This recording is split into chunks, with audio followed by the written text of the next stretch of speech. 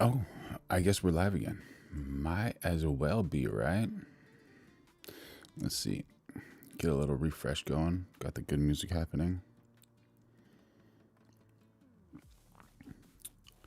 I guess now we're going to try to figure out, like, what is the way we can find peace with all this madness, you know? Fighting's easy, right? Fighting's definitely easy. But how do we find peace? I think that's the main goal. And in order to find peace, we have to find the problem, and we got to find the truth. And I guess that's what we're doing here right now, right? No reason not to. Yeah.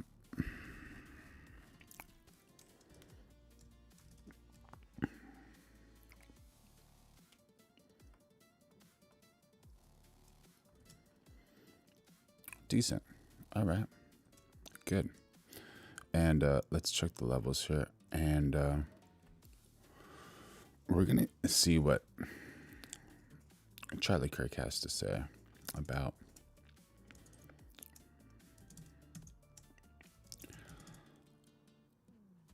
his beliefs. Get into that. The other aspect that I think is very concerning. Some people have used this debate as an excuse to peddle their Jew hate. There is a disturbing rise online of people that want to blame the Jews. Any type of hate is wrong, honestly. Shouldn't have any type of hate. I think that's what's most important. What do y'all think? Buddy, if you are blaming the Jews for your decisions, you are on a bad self-destructive cycle and you should stop. Absolutely. And we're also going live every single day of 2026. So make sure you like, subscribe, and turn on notifications. Beepod Sendik, you are back, brother. You are back. Welcome, welcome. Stop immediately and repent. That is evil and that is dark and that is wrong. You should not do that.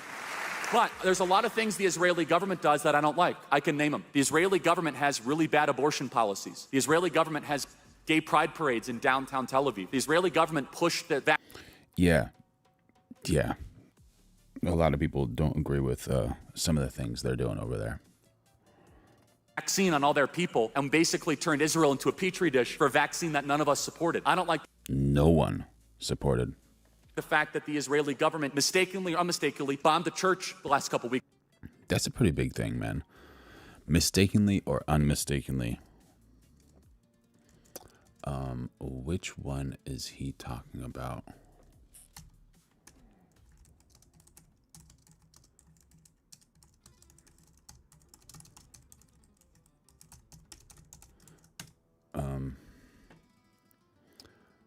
Okay, so I think he's talking about this one. On October 19th, 2023, an Israeli airstrike hit a building in the compound of the Church of Saint Porphyrius, a Greek Orthodox church in Gaza City. Gaza City.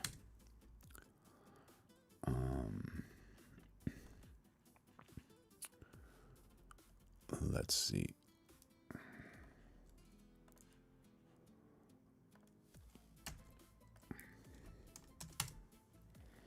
Israel says it regrets deadly strike on Catholic church in Gaza. That's a start, you know, regrets it. Shouldn't happen, but what did it happen for?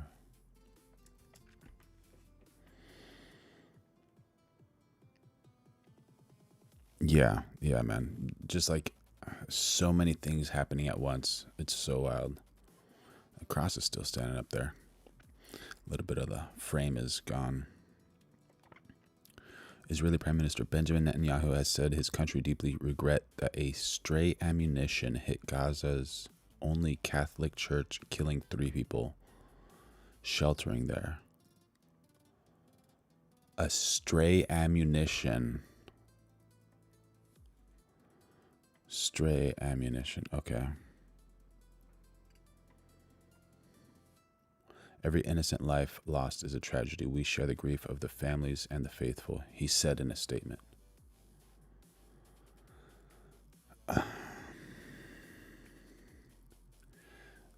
Yeah. You know, people make mistakes, don't know if it's a mistake or not, but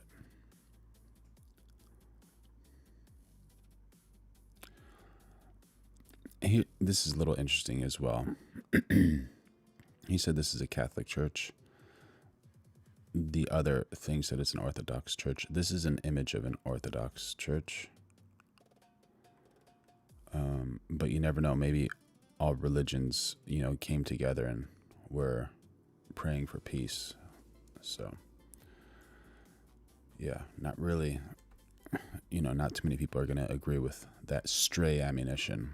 Weeks ago. All that being said, though, Israel looks like a much better country when contrasted with what I said earlier, with Islamic totalitarianism around it. They're not a perfect country. They're not a country that, honestly, we should even talk as much as we do. But we as Christians should pray for the peace of Jerusalem. That is unmistakable. Yep. We as Christians should reject Jew hate, and we as Christians should find unity in one thing that we can all agree on. We should seek to bring every Jewish person on the planet to Jesus Christ, because Jesus is the answer.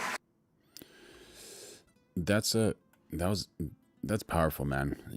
The last year he was such a special man, and yeah, so much pain from that situation.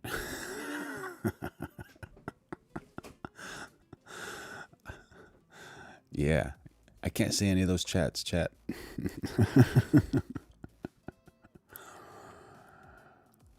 Oh my gosh. Stop that.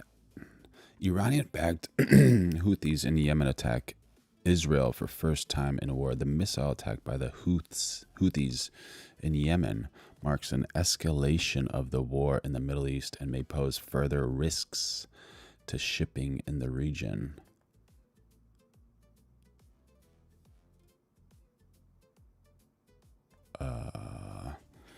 What are we talking about here, man? All right, so these are the Houthis in Yemen. Maps.google.com.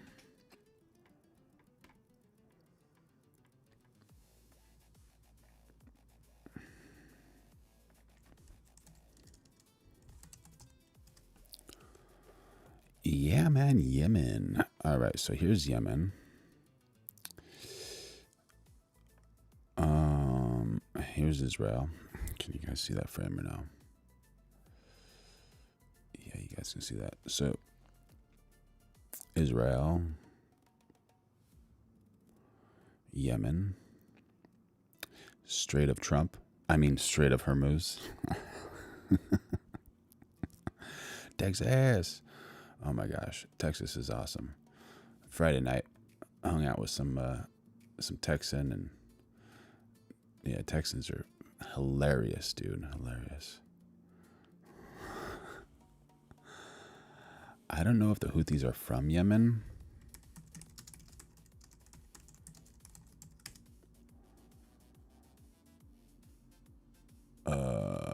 Revivalist and Shia Islamist political party military organized that emerged from Yemen in the 90s.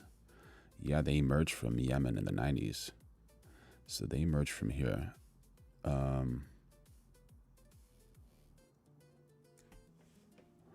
This is a little weird that, like, there's things going on over here. There's things going on over here. Up there. Yeah. What happened to America First? Jen? Come on, man. Come on. Write an email to whoever can help America First. That would be ideal, honestly.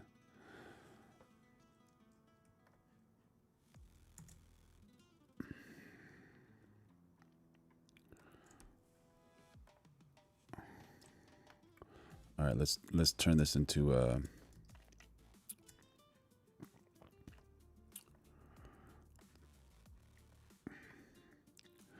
these are the Houthis.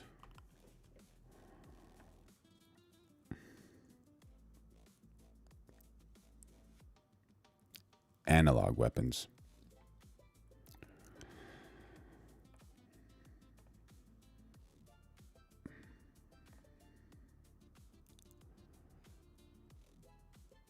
Houthi supporters demonstrate. All right, so let's see what actually happened. May pose further risks to shipping in the region.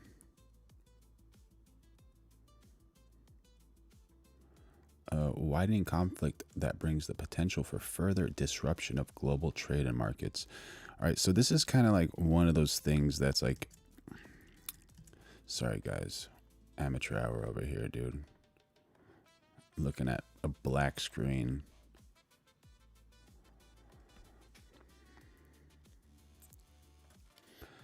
This disruption of global trade and markets.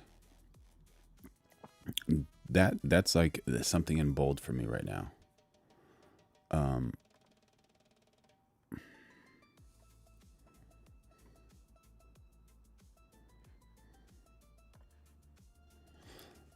don't have to bring anything on a truck. You just hit a button and you can get some light from space. And it's not very Let's look at something enlightening for a sec.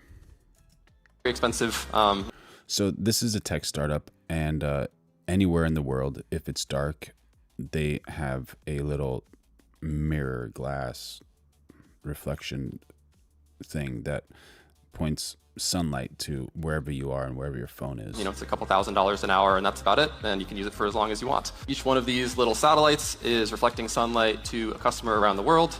And I'm going to share a little bit more about who those customers are and how you can get this sunlight. You want to make it as easy as possible for people. So you can imagine using an app and bringing sunlight over to your exact location, wherever you are, in under 30 seconds at the touch of a button. All we have to do is rotate satellites and reflect the sunlight that's passing by us in space. You don't have to bring anything on a truck. You just hit a button and you can get some light from space. And it's not very expensive. You know, it's a couple $1,000s an hour, and that's about it. And you can use it for as long as you want. Each one of these little satellites is reflecting sunlight to a... All right, that's enlightening.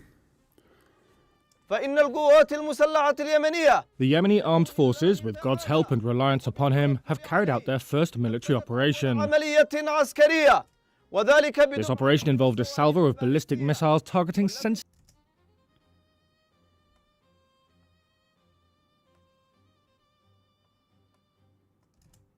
military objectives of the Israeli enemy in the south of occupied Palestine. Oh, I see. So Houthis attacked Israel.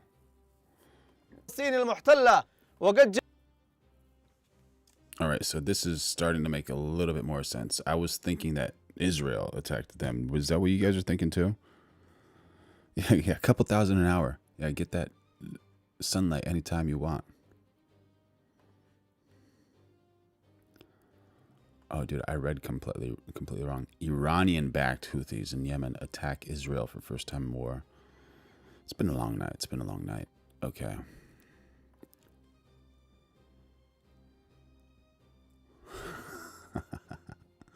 The operation coincided with the heroic operations carried out by our Mujahideen brothers in Iran and Hezbollah in Lebanon. The operation successfully achieved its objectives, thanks be to God.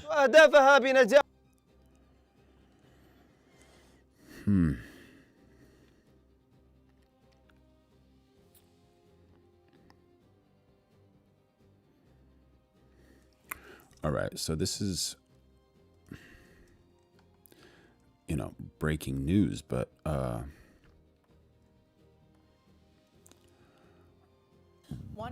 what's actually happening? 1 month in, the war in the Middle East is widening, a new front opening up. The escalation, the result of Iran-backed rebels in Yemen launching a ballistic missile at Israel today. This operation involved a salvo of ballistic missiles targeting sensitive military objectives of the Israeli enemy in the south of occupied Palestine. The operation coincided with the heroic operations. The south of occupied Palestine.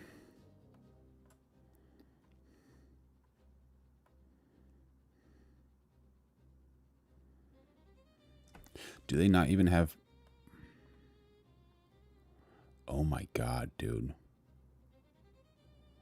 Palestine is not even on the map. It's not recognized.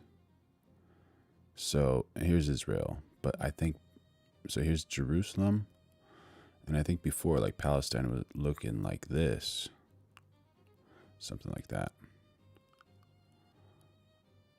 Oh, here's the Gaza Strip. That's wild.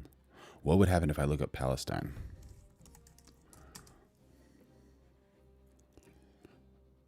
I just don't see the word of it. It's here, but it's not really. I guess it's just like showing the area.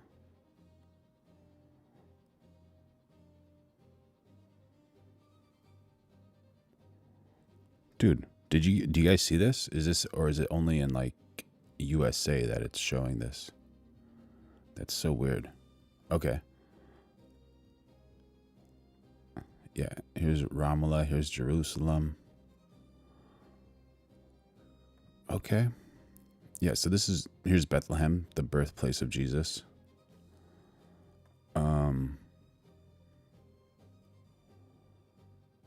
Yeah.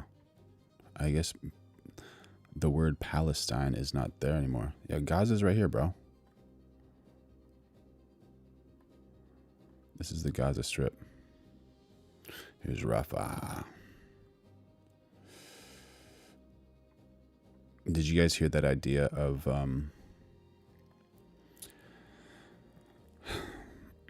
do you see this body of water here? The Gulf of Aqaba? Am I even in frame? Let me see if I'm in frame. Sorry, guys. Yeah, I should be in frame. All right, so here's the Gulf of Aqaba. And this is one, what do you call those things that are like not true until they are true? Conspiracy theories? That allegedly, is it here or is it here? I think it's, yeah. So here's one port or whatever. But one idea is to go and take this portion of water and then make some bombs or whatever and clear out the land to create like one of those canals for shipping and those types of things. And Israel wants to take control of this for like shipping, because now what people have to do is they have to go all the way west over Egypt, Libya, Tunisia, Algeria, Morocco, Sahara, Guinea, down to South Africa and all the way back to bring things to India or wherever on this side or anywhere around here. But if they just broke the land here, then their shipping routes would just be like absolutely massively much easier and save a bunch of time, oil, and all of those things as well. But yeah, you know, for the new generation, who knows? That's where Palestine was, you know, or so wow, Google Maps is not showing it anymore. But all right, that's new to me. New. All right, so these guys are from Yemen, and they attacked Israel.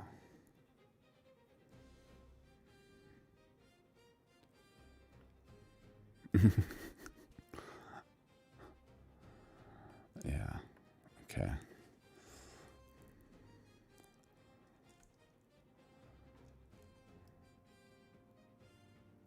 Iran's leverage over the Strait of Hormuz has frustrated the Trump administration war effort. Roughly 15% of the world's oil and 20% of its liquefied natural gas passed through the narrow strait, but maritime traffic has been effectively blocked after attacks and threats. Maritime means like sea, water, ocean.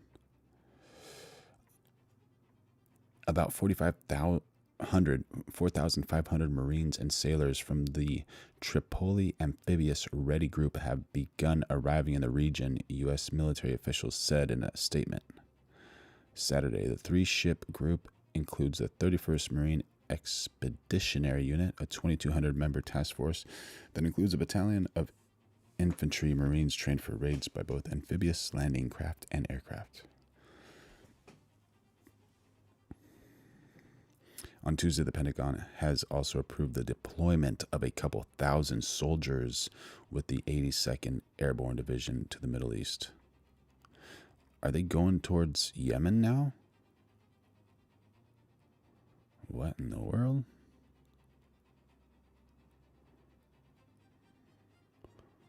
Among the most, okay, talking about attacks, among the most recent were at least 10 injured in an Iranian attack on Prince Sultan Air Base in Saudi Arabia on Friday. 2 of those service members suffered serious injuries.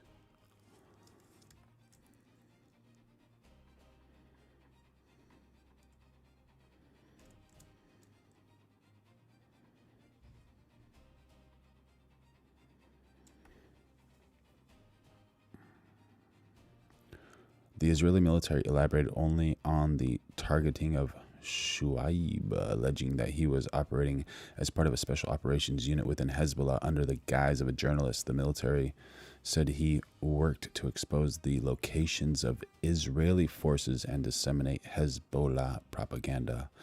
Lebanese President Joseph Aoun, in a statement, described those killed as civilians doing their professional duty. Video broadcast by Al Arabi in the aftermath of the attack showed their tripods, microphones, and cameras splayed out amid the wreckage of their car. Under international humanitarian law, journalists are owed protection during war. Yeah, dude. If that dude's working, you know, undercover to expose locations of Israeli forces, journalists are not going to like him because he's putting journalists in danger. Oh, it's called the Suez Canal. Oh, Mr. TC777, thank you for joining in on the chat. Thank you, buddy. I appreciate it.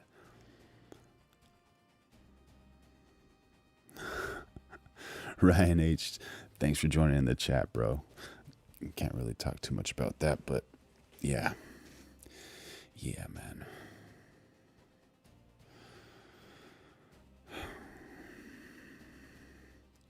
All right. Is there any footage of this attack?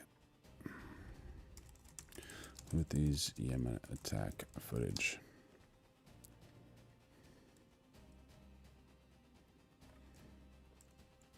One month.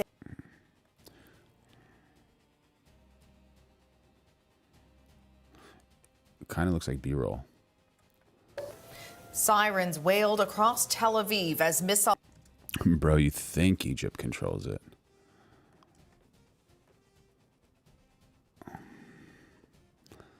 No, I'm just joking. I don't know.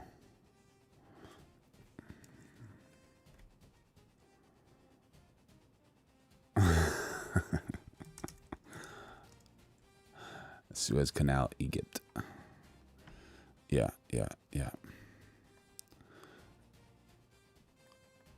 So yeah, how I think that kind of, that's actually one of the reasons Egypt is extremely successful is because of the canal, but obviously, you know, with trade and those types of things. And so I think, yeah, they might want to make their own, but who knows, man, it could be all a conspiracy theory. I'm not saying I know factual evidence about it, but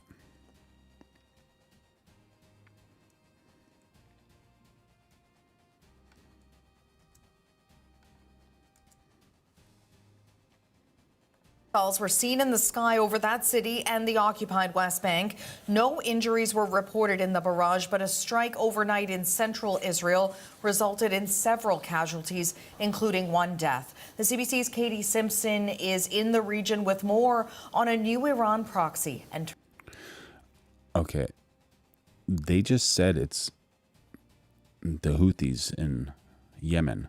And now they're labeling it as Iran fires new missile barrage at Israel today via proxy. Entering the war. Is considered a significant development and expansion of the conflict. And girl, talk to me about expansion. Yeah. All right. The opening of a new.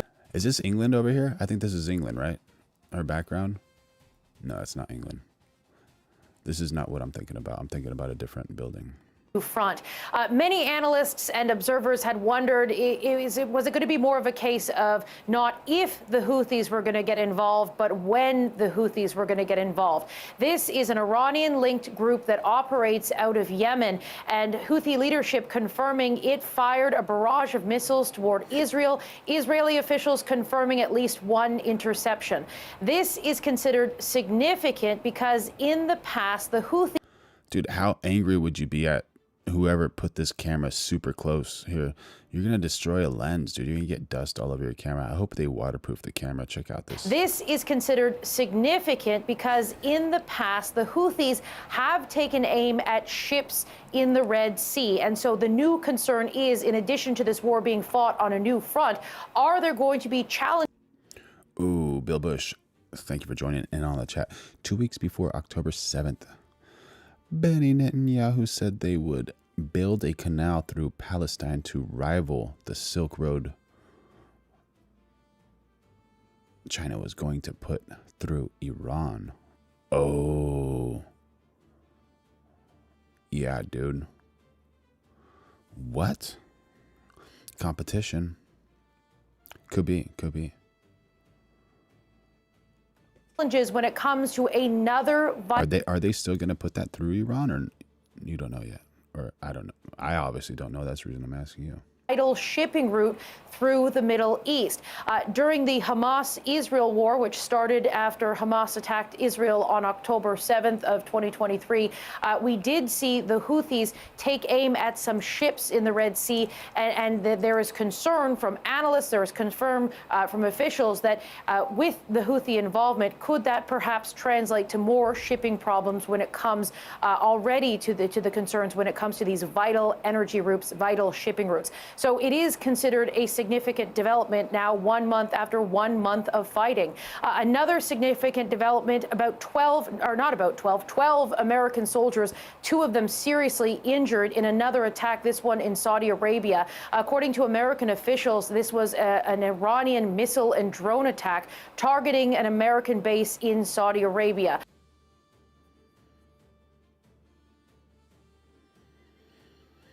According to who? Attack targeting an American officials. This was according to American officials. According to American officials, okay. This was an Iranian missile and drone attack targeting an American base in Saudi Arabia. 12 soldiers injured, 2 of them seriously injured at this.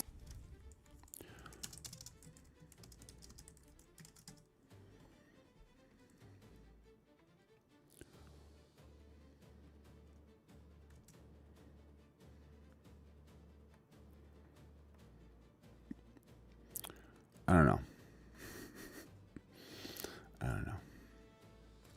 That's what I heard.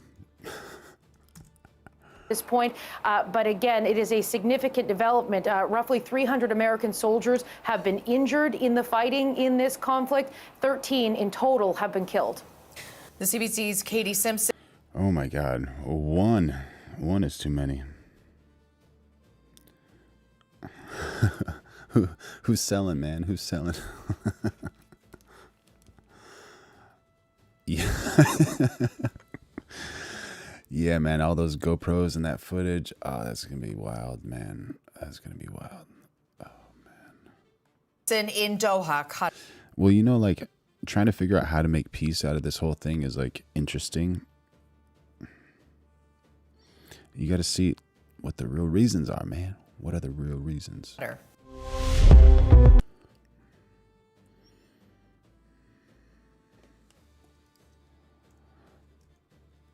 There are fears that the war in Iran could escalate after Iranian-backed Houthi rebels in Yemen said they have launched a second wave of missiles. I don't doubt it. I don't doubt it at all. Probably a lot of people have been extinguished, unfortunately. Right, Nate? All Trump had to do was sign the nuclear agreement, and all of this could have been avoided. Man, it's a complex game of chess, bro. I have no idea. And drones against Israel. Well, the Houthis have in the past attacked shipping in the Red Sea, and there are fears they could target the Bab al-Mandab Strait, a vital global shipping route. Elsewhere, there have been attacks across the region, including one on a US military base in Saudi Arabia, injuring 12 American troops. This report from our World News correspondent, Joe Inwood. It has become a familiar sight. Iranian Red Crescent rescue teams searching through the remains of shattered buildings. The US and Israel have launched thousands of strikes right across the country. They say they have all but destroyed Iran's military capabilities. But still, the regime fires back. Today they released this footage of what they said was their 85th wave of missiles.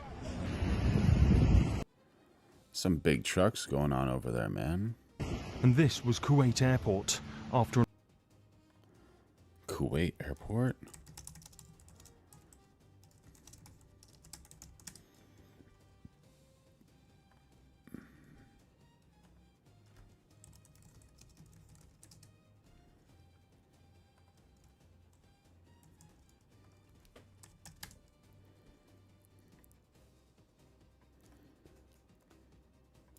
Here's a Google Maps of Kuwait Airport. Just to give you an idea of... How's my frame? Sorry, y'all. Decent. Okay.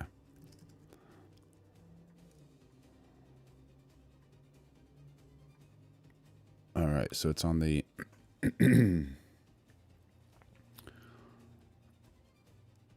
east side of Kuwait. Israel's here. Isn't Kuwait like a super peaceful place, like kind of neutral?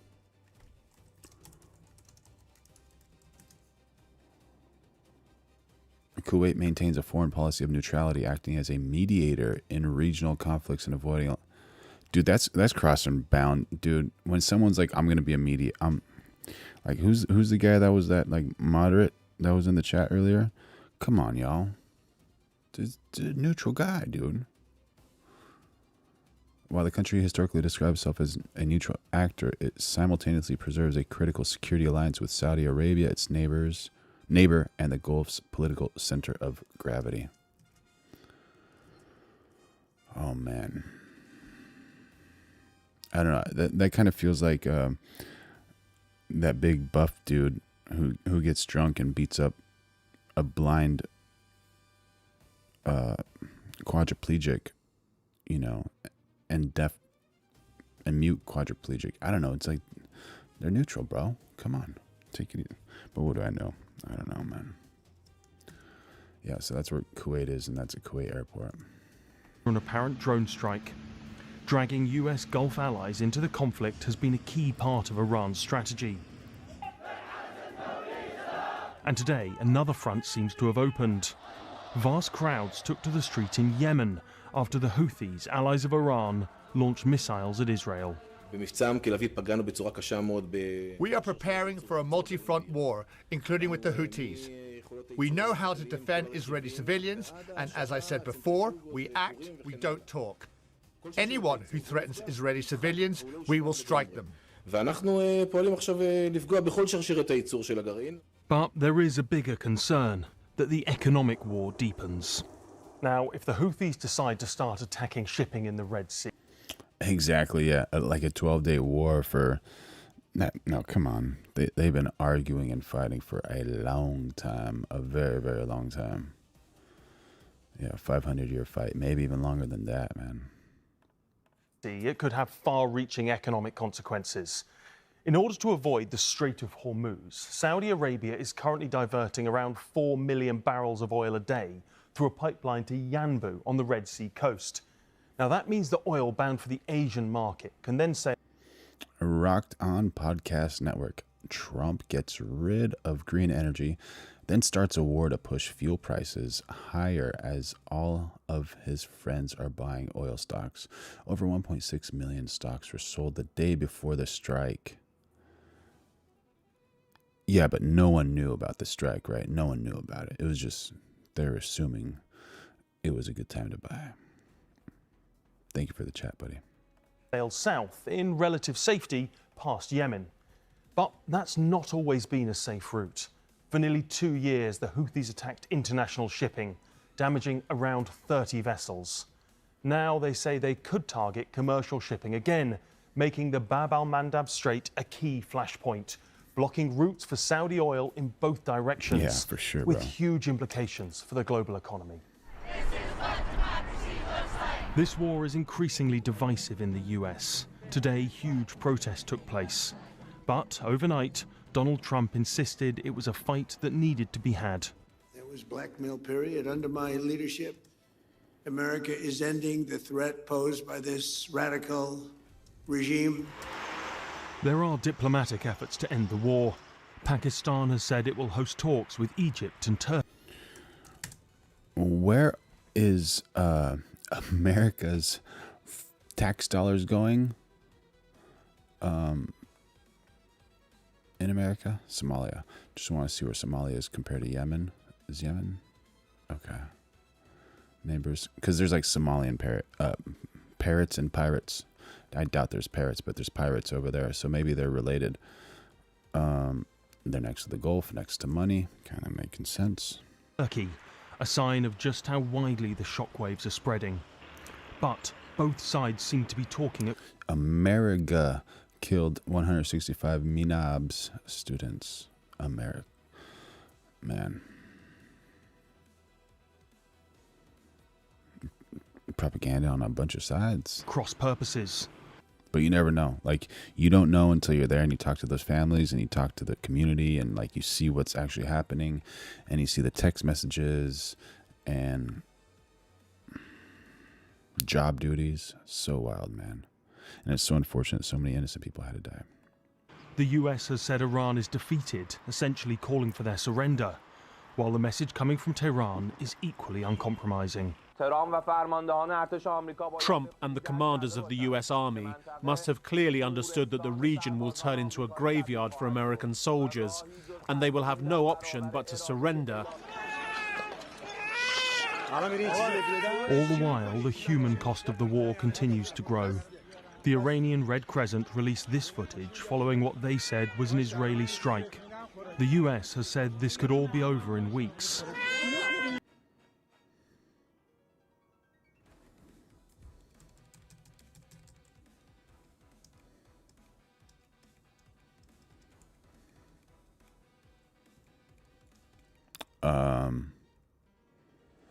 It's weird because you can't really see an injury. You know how women put on makeup that's like white? I'm not saying this is it propaganda or not. I don't know anything about it, but I'm just kind of just seeing it like for the first time. How that will happen is far from clear.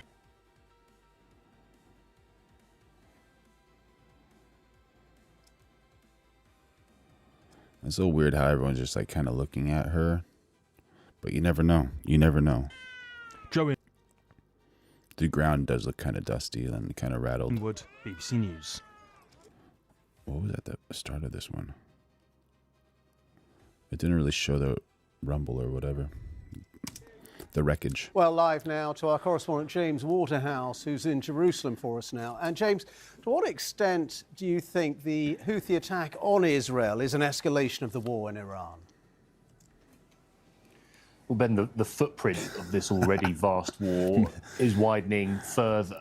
Now, it was... Mr. One Boston has joined the chat. That looks like a kidnapped kid. Welcome, buddy, welcome. Happy to have you back. It's always likely that should Iran have asked the Houthis for help... Yeah, bro. Baby actors, dude, what's going on, dude? Are they getting paid? Are they under that, what do they call it? That union, the actors union? It looks like damage all around. You see it? You see those nice outfits, too? Where are we at? 418, okay. I don't know. One thing that's a little weird here is like, all right, this guy is well dressed right here, but yeah, you're right. There is wreckage here, you know. No, you're right for sure. But everyone's pretty well dressed over here and not too dusty. Like this guy, you can see he just got out of the shower like 2 hours ago. While the human cost But they of the could be war helpers, you know. That guy's got a continues mask. to grow. This guy's a journalist trying to The Iranian get the message across. Everyone looks kind of like not dusty, is what I'm saying. Red you know? Crescent released this footage And I was dusty earlier today. I was working. following what they said was an Israeli strike. The U.S. You can tell it's an AI image of Israel because no one is burning. He just needs some milk. has said this could all be over in weeks. Yeah, they are walking on rubble. How that will happen is far from clear. Joe Inwood, BBC News. But you never know, like maybe like behind the camera they're doing construction. Have you guys ever seen that like thing where they're talking about protests and this and that, and like basically everyone is like right in like where the camera can see, and so like beyond where the camera can't see there's no one there, and beyond here there's no one. They're all like squeezed in together, and then like they're like, okay, it's over, and like some guy on the side was like watching them, and they're just completely paid to, I don't know, promote something. I don't know what it was.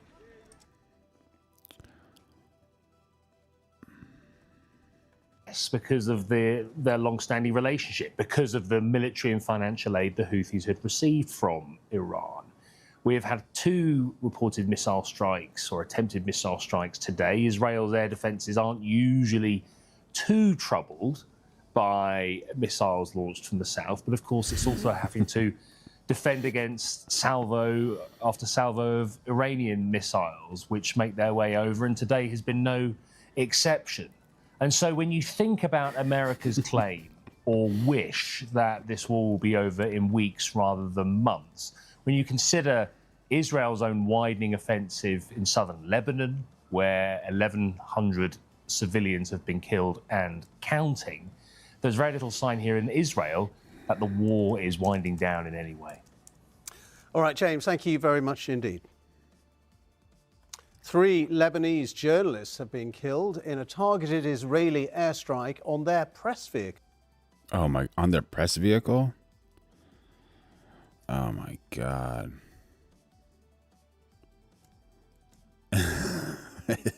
BBC, the CNN of Europe. Thanks for letting me know. I have no idea. yeah. Oh man. In southern Lebanon. Among those killed was a well-known correspondent for Al-Manar TV, a station affiliated to the Iranian-backed Sounds like it, if you listen to him. Lebanese armed group Hezbollah. The Israeli army claim he was a Hezbollah member who had been exposing Israeli military positions without providing evidence. Well, also today, a funeral was held for a boy who was among 5 people killed in 2 airstrikes in a town in southern Lebanon yesterday. And from there, our Middle East correspondent Hugo Bashega sent us this report. This war is destroying not only Lebanon's present, it is also taking away part of its future. This was the funeral today for Jawad Yunis, killed in an Israeli airstrike as he played football with his cousins. He was 11. Hating on those football players. Man, if you're hating on them, just try to get better at football. You don't need to kill somebody. Come on, what are you doing? His mother was devastated. My son is gentle and pure. He loved the idea of martyrdom, and when he grew up, he wanted to be with the resistance. He wanted to resist the enemy Israel, who killed him. Israeli bombs have pounded towns and villages across Lebanon. In the south, Israeli troops are pushing ahead with their invasion. Israel says it is targeting Hezbollah, which has continued to launch attacks against Israel.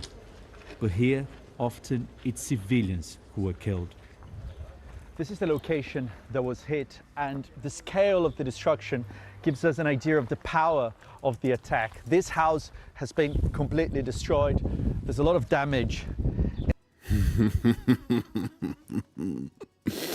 I'm sorry, I'm not laughing at this. I'm not laughing at this. I gotta put this up here for y'all. What in the world, dude? What in the world? If you guys don't laugh at this, then I shouldn't be laughing at it either, bro.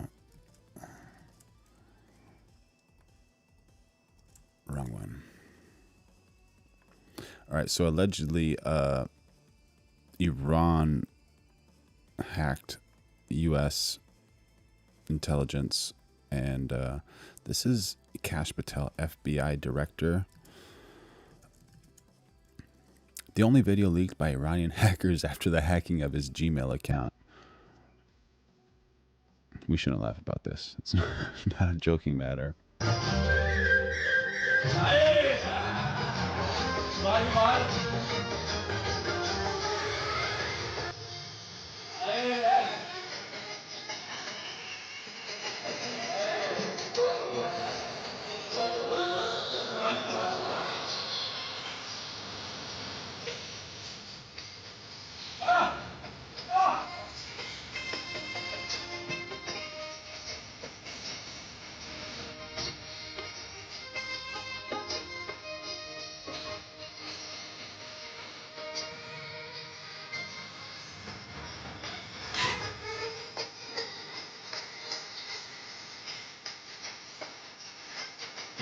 Oh, look at that footwork. Yeah, buddy, get it. Well, bam. Yeah. No, no, no. Don't do that. Don't do that. Oh, my God, bro.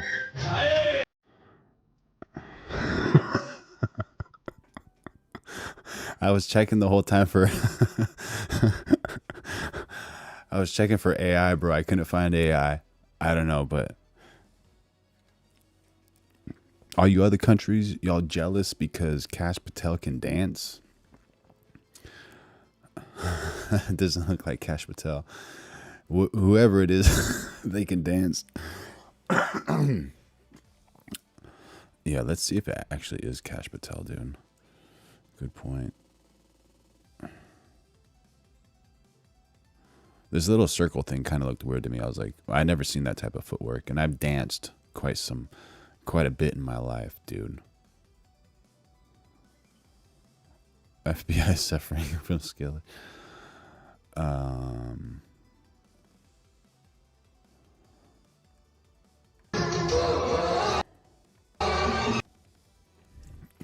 I move frame here? Oh, come on. Come on. X, Twitter.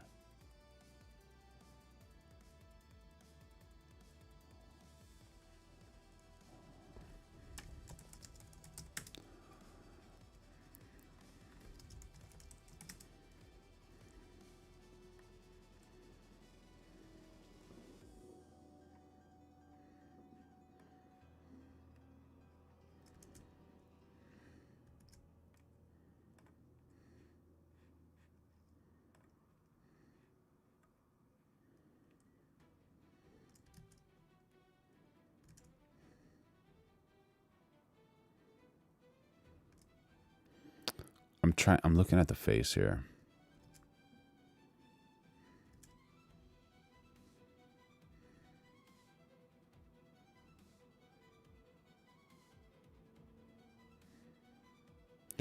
Yo, greetings from Finland. Thank you for joining in on the chat. Just to let you know, we're going live every single day of 2026, so make sure you like, subscribe, and turn on notifications so you can learn how to dance like Kash Patel. Maybe tomorrow we'll be going over these steps. Oh, dude, that's not Kash.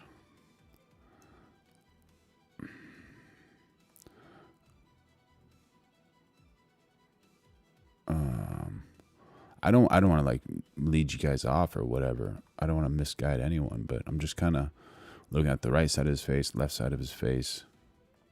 That's a straight on.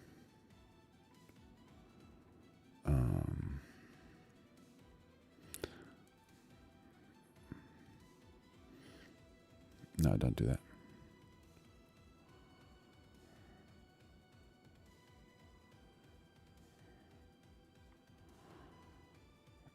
It's probably taken like 7 or 8 years ago with the camera quality, or maybe 10 years ago.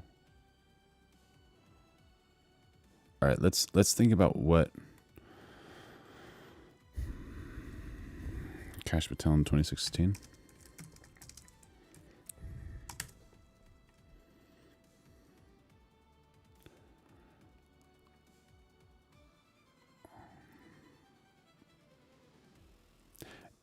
And this might not be Cash Patel because he kind of looks yoked here. Like but you know, you can gain weight and lose weight, but I guess he's not really showing his arms here. Or his arms aren't. There's his hand.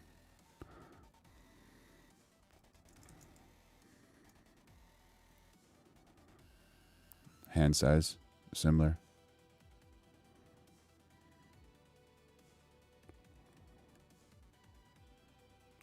Ooh, use Gemini for reverse search. What do I do? Take a screenshot of this dude and...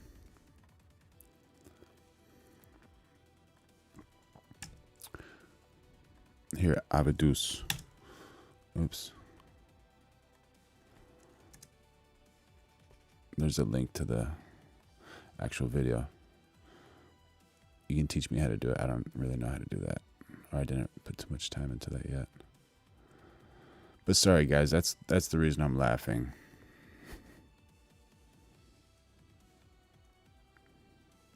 Yeah, neither have I.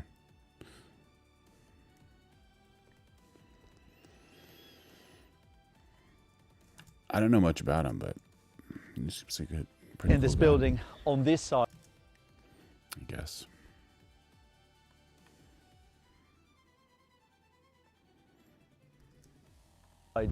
And people here say that this attack happened at around 1 o'clock in the afternoon and that it came with no warning. Where is this? And this is the fear that many have across this country of not knowing when and where the next Israeli attack will hit. 10i has reverse search, at least for images. Okay, thank you, Abadus. The Israeli military is yet to explain why it attacked this building. Okay, so it's not Israel, because Israel attacked this building. Lebanese officials say more than 120 attack will hit. The Israeli military is yet to explain why it attacked this building. Lebanese officials say more than 120 children have been killed by Israeli attacks in this war, with hundreds more wounded. And then my back. Jawad's aunt, Zainab, Lebanon. survived Okay, thank you. That's what I thought I heard too. the attack. 1 hour later, I have... She has a broken spine and fractured leg, but doctors believe she will fully recover. Had you ever imagined that something like this could happen to you? No, at all. There's nothing for Israel to bomb us. I think it's Lebanon. Because I'm sitting with my husband and with my children. Iranian-backed Houthis rebels in Yemen have launched a wave of missiles and drone strikes against Israel.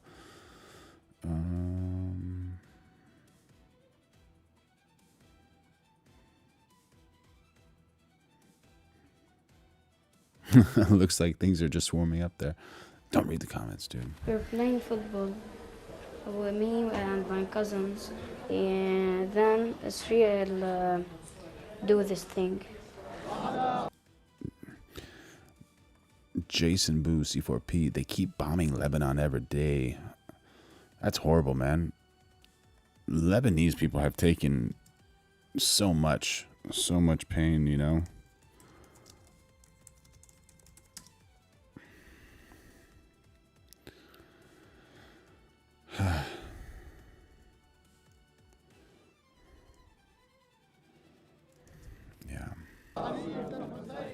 Israel and Hezbollah are vowing to keep on fighting. And more innocent children will be lost to a war they're too young to understand. Hugo Bashega, BBC News, Southern Lebanon. Southern Lebanon.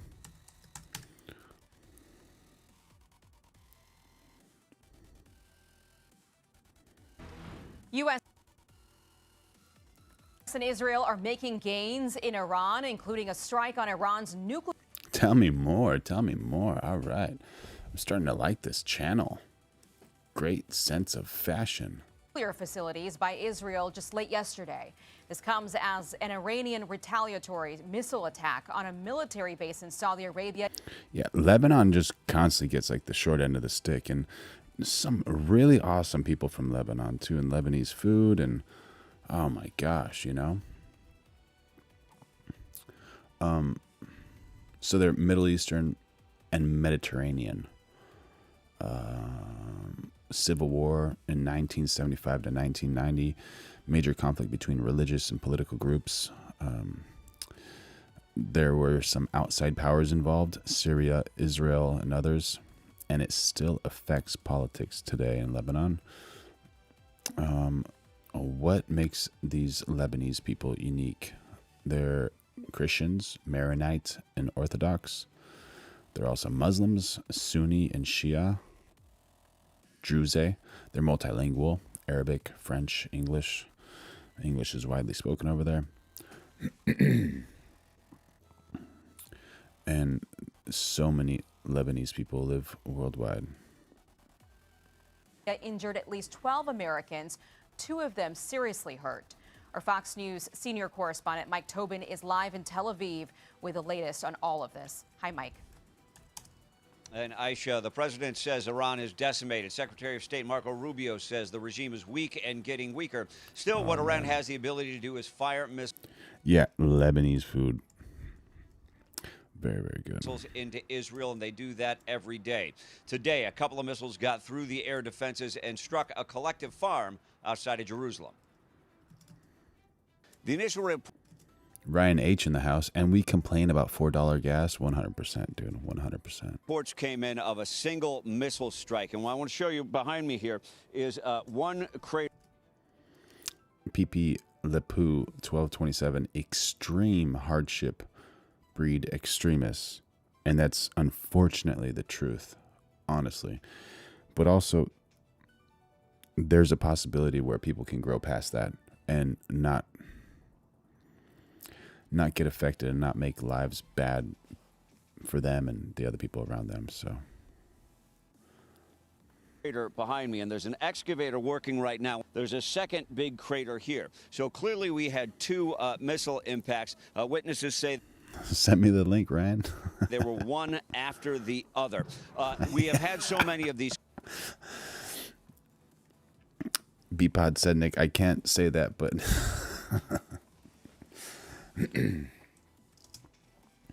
cluster bombs in recent days where they drop off bomblets with 10 pounds of explosives. Clearly, this is something more than that. In recent days, we have seen some of these missiles come in with 100 kilograms or 220 pounds in the warheads. This seems to sync with that. It's not one of the big 1,000-pound warheads. Still, it's powerful enough to take out all the windows of the surrounding buildings. If you look behind me here, there's a junkyard for cars there. One of the cars is tipped up. All of the windows are blasted out of that. So the IDF is investigating right now with the missile fire to the south of Israel. The Houthis have now joined the fight after sitting on the sidelines for a month. The IDF says Houthi rebels fired a ballistic missile and a cruise missile. Both of them were intercepted, not resulting in any injuries. But the complication of the Houthi rebels getting involved in the fight is they can now complicate shipping to the southern end of the Red Sea and the Bab el-Mandeb. And you know you already have difficulties with shipping through the Strait of Hormuz. Yeah. All right. Yeah, of course you have. We do. Aisha, back to you. It's a big problem. Mike Tobin, thank you very much. Yeah. It became quite clear during these meetings with the Iranian negotiating team that we could not make a deal that fulfilled your objectives of the following. No enrichment whatsoever. We heard they possessed enough 60% enriched material. Crash Hooper at 241. What do you mean you need to move? Where are you going to move to, man? 460 kilograms to make 11 atomic bombs. So the U.S. is Ryan, 100%. MAGA voted for lower gas. And NNW, no new wars. exhausting all efforts in trying to get to a peace deal with Iran as the president weighs sending 10,000 more troops to the Middle East. Iran, however, has rejected the U.S. peace plan as one-sided and issued its own proposal saying that we will decide when the war ends. For more, let's bring in Fox News. Come on, James. Who's going to cry to Newsom? That dude's an angel, right? He helped those people in the Palisades so much, man. Just so much. Contributor and former Secretary of State Mike Pompeo, who knows a lot about how Iran works and operates. Secretary, thank you so much for joining me. Yeah, should be with you this. Oh my gosh, we played the link before it got deleted. And we got clips of me dancing to that. That's pretty cool. I want to start with Thank you, Abadus. this peace proposal. Iran has obviously rejected the White House's offer. They say that they want control of the Strait of Hormuz. There's differences when it comes to enrichment. So where does that leave us at the moment? I should look at KAJM2CZ. Was there a poison gas in Iraq after all? Oh, I don't know, bro.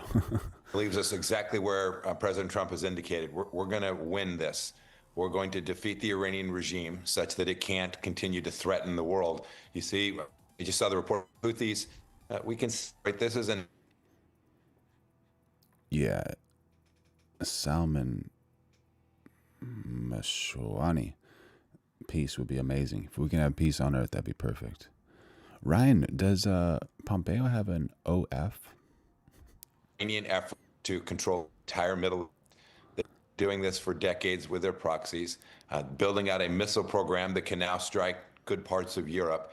And this ends when the Iranians concluded that they're no longer going to try to hold hostage the rest of the world in the way that they have for all these decades. And President Trump should be commended not only for his commitment to achieve that, our military has performed excellently, as has the Israeli military, to continue to take down risk. And this is going to take more work. There's more risk has to be taken down, and only then can we come to an arrangement with the Iranians that allow the world to do what it needs, be safe and secure from the threat from this crazy regime sitting in Tehran. You know, we have been doing a good job when it comes to the military. You know, I like to look at all sides. I don't care about any news channel. I'm open to everything. I'm just trying to find the truth, honestly. Front, taking out a lot of their ships and weapons. And is there a reason you do not like Pompeo? I want to play a soundbite. Oh my gosh, Pompeo had the Taliban in the White House? Though, from Senator... Were they called the Talilet before? They got banned? John Kennedy, a Republican. Taliban, Talilet. As talk kind of increases about potentially sending in boots on the ground, this is John Kennedy saying, I don't know if that's a good idea. Watch. Do you foresee boots on the ground? I don't know. I hope not. I think we've accomplished our objectives. In Iran, we've destroyed the infrastructure of the Revolutionary Guard. That was why we went in. I don't choose sides, man. I love everybody. I'm just trying to find the truth over here. And as far as I'm concerned, it's time to get out.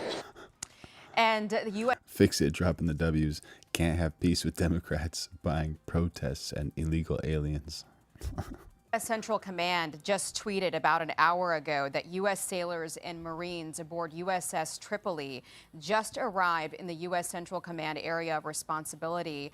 And this includes 3,500 sailors and Marines on top of... Brahan Halitaj, thank you for lighting up the chat. There has to be a way we can find the truth, honestly. Like, is there a network?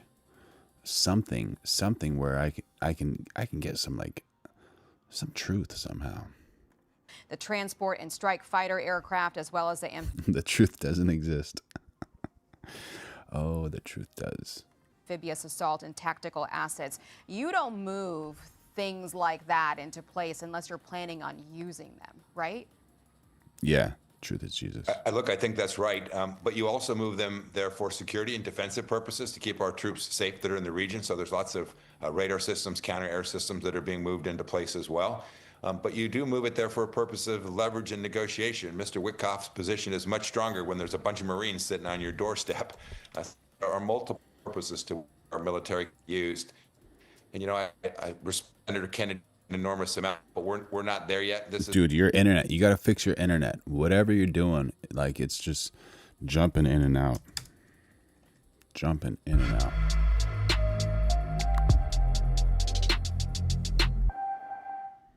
You know what? There was one thing I wanted to actually talk about. Because I did get into a rant about this yesterday, and it was so good. Not the rant, but the tweet.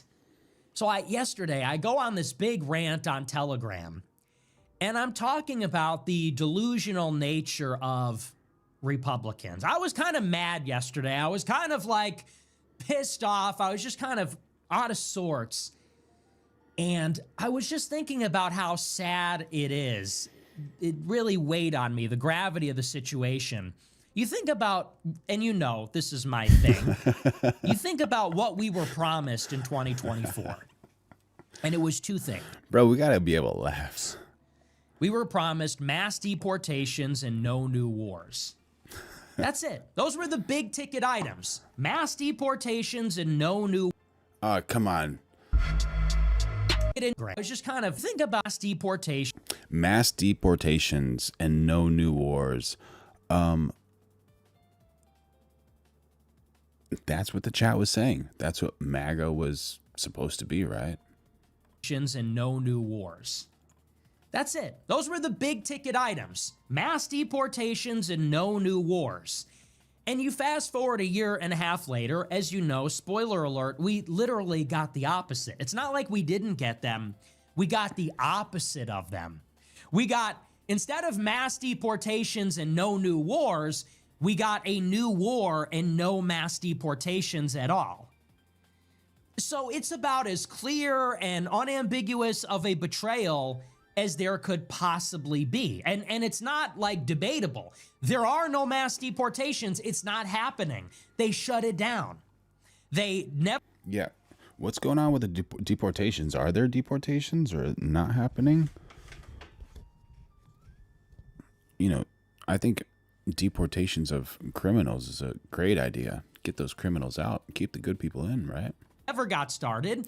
And whatever they were doing, they stopped. So that's off. And in case you haven't noticed, we're in a new war. We're in a war that we weren't in before. It's a war. It's brand new. Trump got us into it. So I can't really paint a clearer picture. We didn't get what we were promised. Everyone voted for one thing, and we got the opposite. We voted for mass deportations, no wars. And Trump just said, I don't make any mistakes. The straight of Trump. We got a war, no mass deportations. Now, to me, it is then obvious what has to happen. So the people that did this to us now have to lose. Like, isn't that, to me, that just... 1 year and almost 1 million deported. He'll surpass Obama numbers at this rate. Oh, okay. So according to Jason Martin, there are some. Follows like a mathematical equation. It just logically follows. Okay, these people that we voted for, they promised us one thing, then they screwed. I'm not a political guy. Come on, you know that. Us. They totally fucked us over. They rug pulled us. They lied or scammed us, or they broke the promise, however you want to say it, so they forfeited the mandate to govern. We voted for you to do these things. You've done the opposite, so now we don't want you to govern anymore.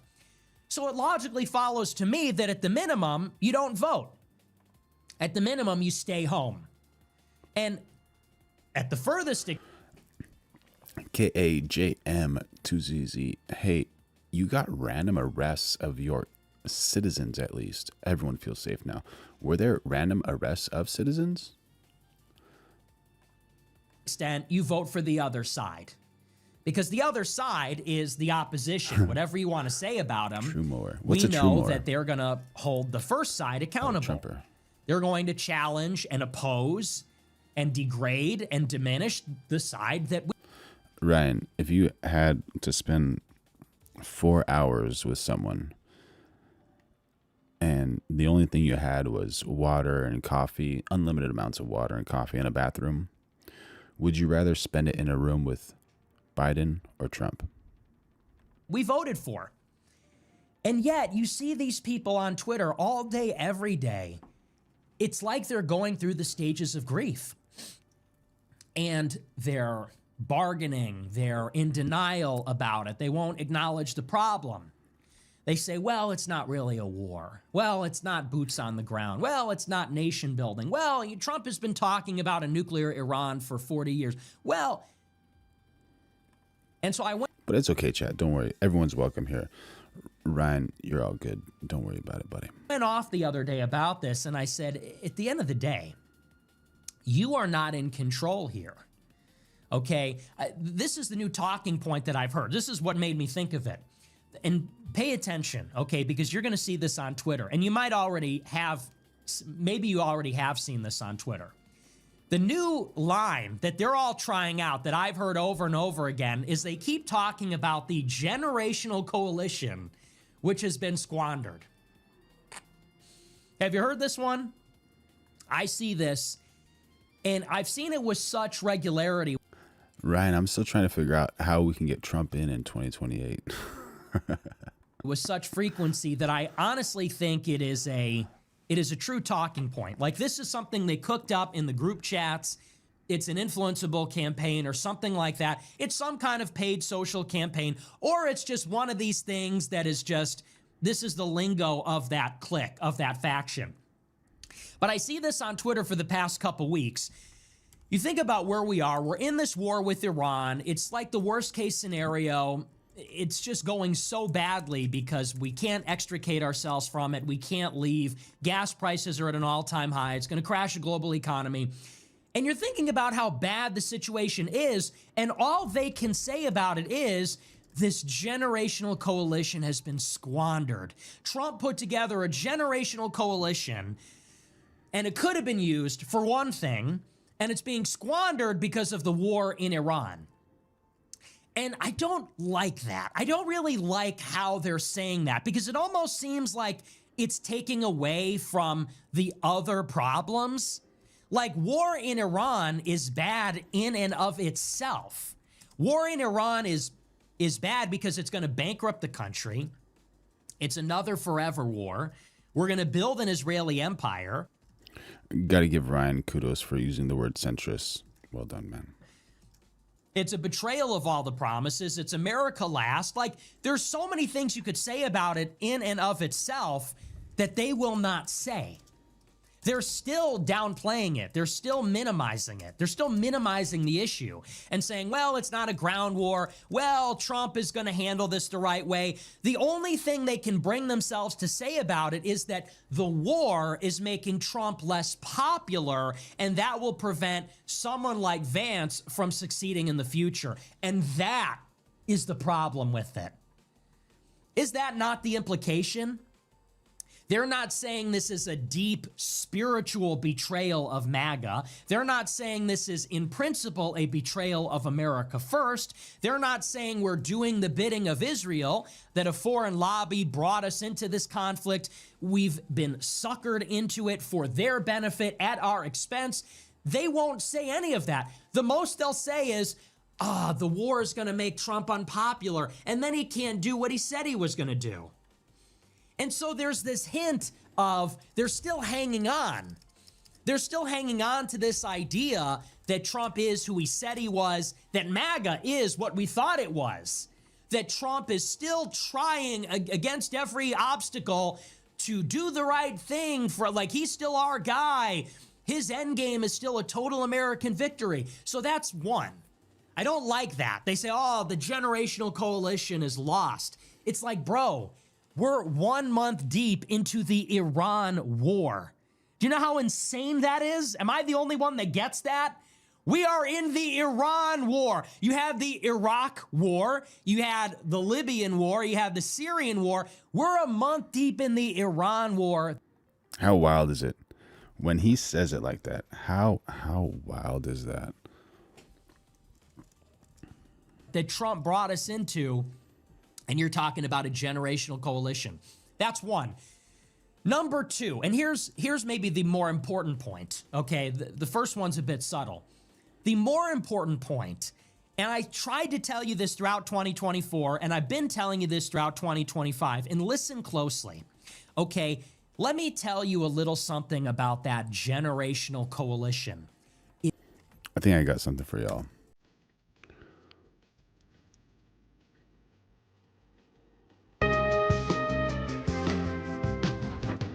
Where is he? Where's that? What? just trying to scare her. Just, I'm not getting the Halloween spirit of it all. Not a good idea around the Secret Service. Are you okay? I'm fine. Just let's start. Hi, welcome to another edition of Between Two Ferns. I'm your host, Zach Galifianakis, and my guest today is Hillary Clinton. Thank you very much, Mrs. Clinton, for being here. Critics have questioned some of your decision-making recently, and by you doing this show, I hope it finally lays that to rest. Oh, I think it absolutely proves their case, don't you? Are you excited to be the first girl president? Well, I mean, being president would be such an extraordinary honor and responsibility. But being the first woman elected president and what that would mean for our country, and particularly what that would mean for, you know, not just little girls, little boys too, that's pretty special. Mm-hmm. Not to take away from the historic significance of... Just so y'all know, I love Hillary. You perhaps becoming the first female president, but for a younger generation, you will also become their first white president, and that's pretty neat too. As secretary, how many words per minute could you type? And how does President Obama like his coffee? Like himself? Weak? You know, Zach, those are really out-of-date questions. You need to get out more. What happens if you become pregnant? Are we going to be stuck with Tim Kaine for 9 months? How does this work? Ryan, you're welcome I back, could send buddy. you some Great to have you here. pamphlets that might help you understand. First, you supported Obama's Trans-Pacific Partnership deal, and then you were against it. I think that people deserve to know, are you down with TPP? I'm not down with TPP. No, you're supposed to say, yeah, you know me. Like the hip-hop group. Don't tell me what to say. Fine, lose. Country goes to shit. Let's talk about Trump. Let's. When you see how well it works for Donald Trump, do you ever think to yourself, oh, maybe I should be more racist? When he's elected president in Kid Rock. When Hillary smiles, she has such a nice smile. Oh my gosh. She's like, so nice. He's elected president and Kid Rock becomes Secretary of State. Are you going to move to Canada or one of the Arctics? I would stay in the United States. And what would you try to... Try to prevent him from destroying the United States. So you're going to lead the Civil War? No, I wouldn't take up arms. I think that might be a little extreme. Oh, right, because you were saying before we were rolling that you wanted to take away everyone's guns. Very cool. Cool. I really regret doing this. Any regrets over losing the Scott Baio vote? Not a one. So it wasn't heartbreaking that... No. Yeah, but Chachi, I mean, who's... Can you guys, what is that?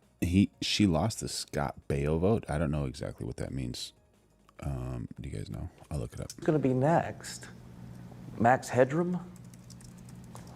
I'd love to meet the person who makes your pantsuits.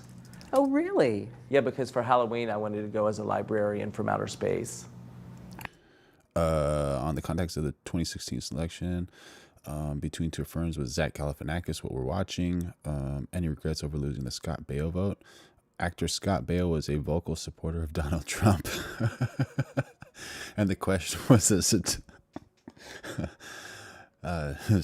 satirical, I don't even know how to say that word, a satirical reference to Clinton losing the support of certain celebrities or demographic group.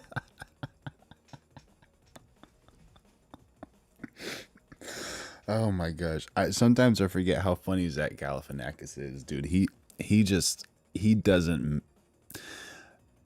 when he gets on, he doesn't miss, bro. He just hits hard. And like, if you're on the other side of the pitching mound, good luck, bro. Good luck. He is nothing to play with. All right. Satirical. There you go. You learned something new. I learned something new. I think that would be a good look on you. Have you thought about what you're going to be wearing at the debates? You know, there's this thing called the double standard, and so I think about, well, what should the first woman nominee of one of our two major... Can I just stop and tell you guys, I love every single one of you. You guys are amazing. ...parties wear to the debate, and I have no idea, so if you've got suggestions, I'm open to them. Do you wonder what your opponent might be wearing? I mean, what do you I assume he'll wear, that red power tie. or maybe like a white power tie. That's even more appropriate. When you went to Donald Trump's wedding, did he write his own vows? And did Michelle Obama write Melania's? I really couldn't see or hear very well, so I'm not quite sure what his vows were, but I'm sure they were great and huge and wonderful. Like his vows. Chelsea, your daughter, and Ivanka Trump, Trump's daughter, are friends. Does Ivanka ever call Chelsea? We got some more W's in the chat. Jason Martin, you got to give Hillary credit. She stood by Monica's side.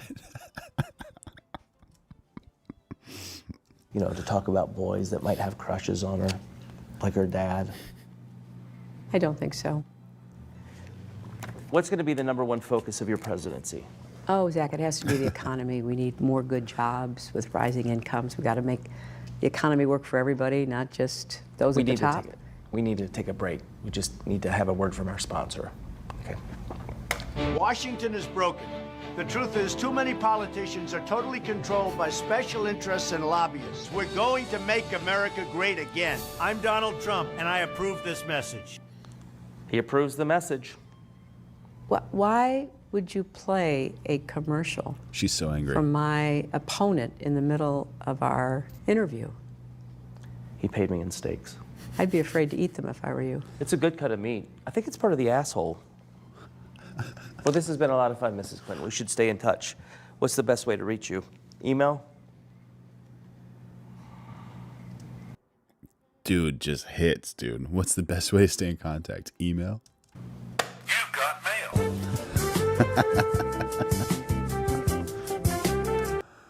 Oh my God, dude. He's just so funny, dude. I love Zach Galifianakis. Oh my gosh. Thank you, Jason Martin. Thank you, buddy. Thank you. I have this feeling Trump invaded Iran to cover up the Island Man files. Remember, Island Man was a massage agent. Yeah, bro. Very possible. Speaking of... No, don't play the music. A little meme for y'all. Everything is Iran, this and Iran that. All I know is Iran out of balls and the pain is real.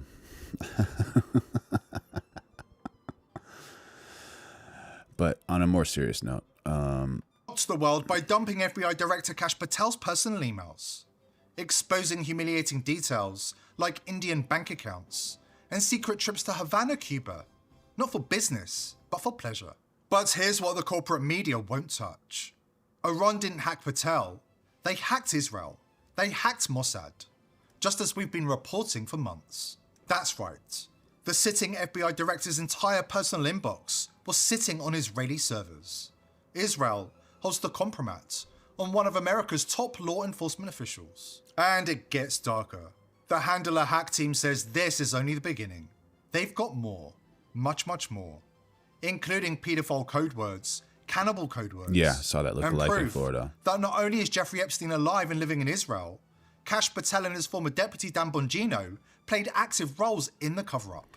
Before we dive in, subscribe to the channel if you haven't already, and join the People's Voice Locals community to join our incredible community, support the channel, and gain access to exclusive and uncensored content. Kash Patel's year from hell just got a whole lot worse. The same man who botched the Epstein files release, Do you think Island Man E is still alive or no? and who's been covering up the Charlie Kirk assassination investigation, just had his personal emails Rachel hacked by Maddow with Iran. silver hair.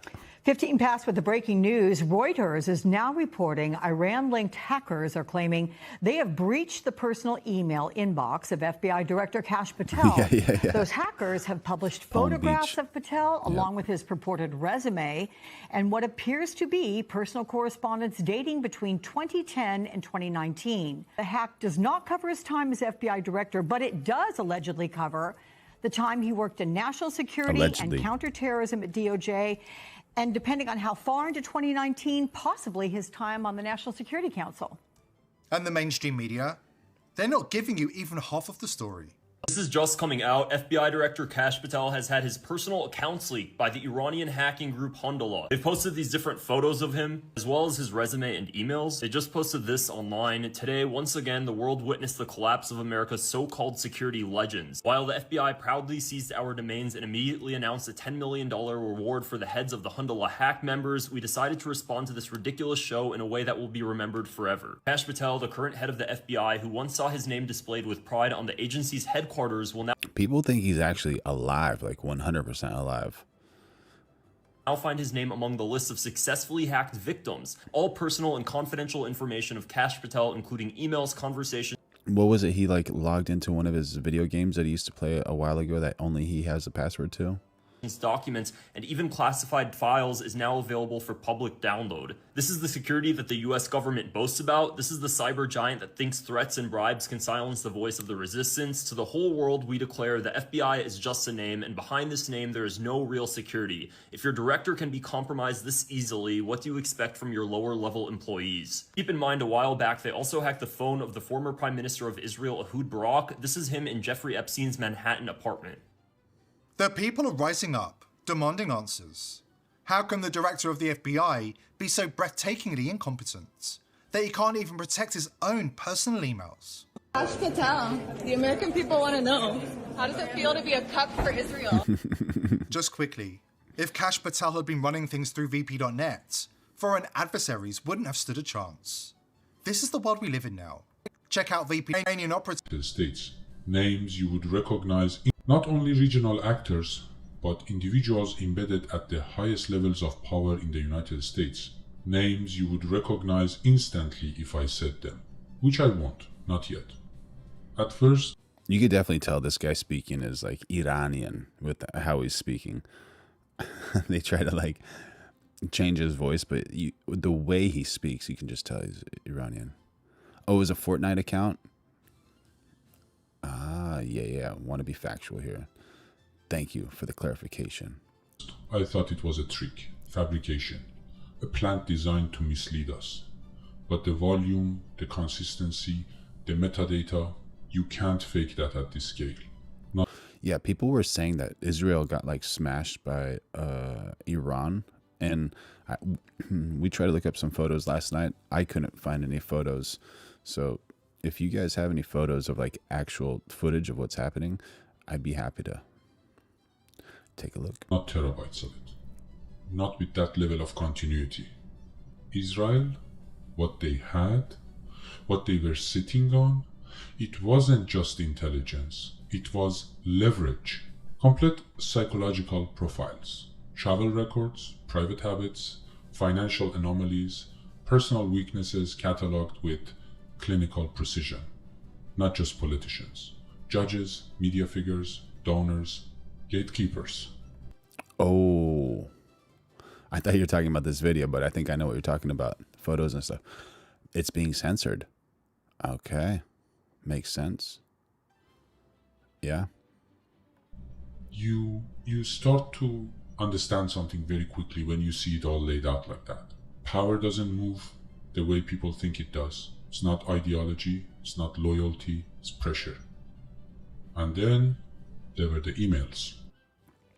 So as far as it being like censored and all those types of things, do you think the reason they're doing that is just to keep like the hopes and people feeling like good about the situation rather than like scaring them and causing fear and terrorizing them?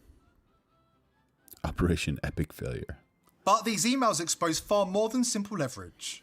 They reveal an entire network of potentially compromised politicians, powerful figures whose dirty secrets are now sitting in the hands of foreign adversaries, pulling puppet strings in Congress and the White House.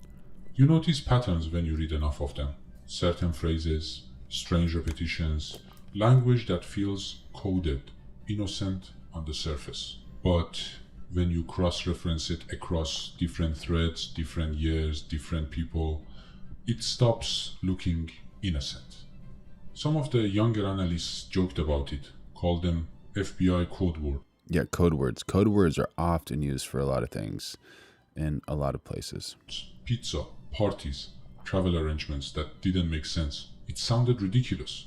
Until it didn't. Until you start seeing the same language used by people who have no reason to know each other, except they do.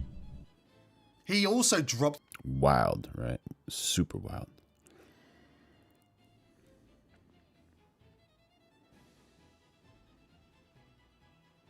Yo, Backwoods Hillbilly, thank you for joining in on the chat. How are ya?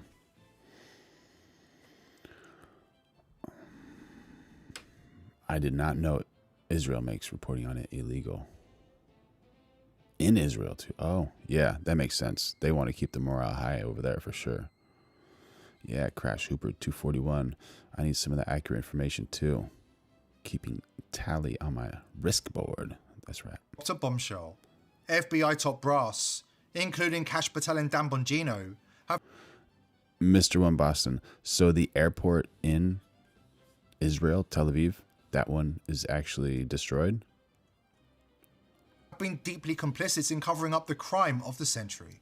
Jeffrey Epstein didn't kill himself in that jail cell in 2019. He was extracted in a Black Ops military operation. Extracted. Island Man was extracted. He wasn't extinguished. The different EX word. Extracted, not extinguished. And quietly exfiltrated to Israel. Allegedly. Where he's still living safely to this day. In one thread, there's a reference to a name you know. Epstein. A man the world believes died in 2019, but the tone wasn't mourning. It was logistical. He's still a variable in the equation. I remember staring at that screen for a long time. We didn't just access a system. We opened a vault. And what I saw was only the beginning. There are archives we haven't even decrypted yet. Entire datasets still being processed. Terabytes upon terabytes. This, what I'm telling you now, this is just the opening. God bless the good people of the earth. Salvo. You think the world you see is the real one. It isn't. No wonder Kash Patel's former deputy Dan Bongino was just told to his face that he's a paedophile protector.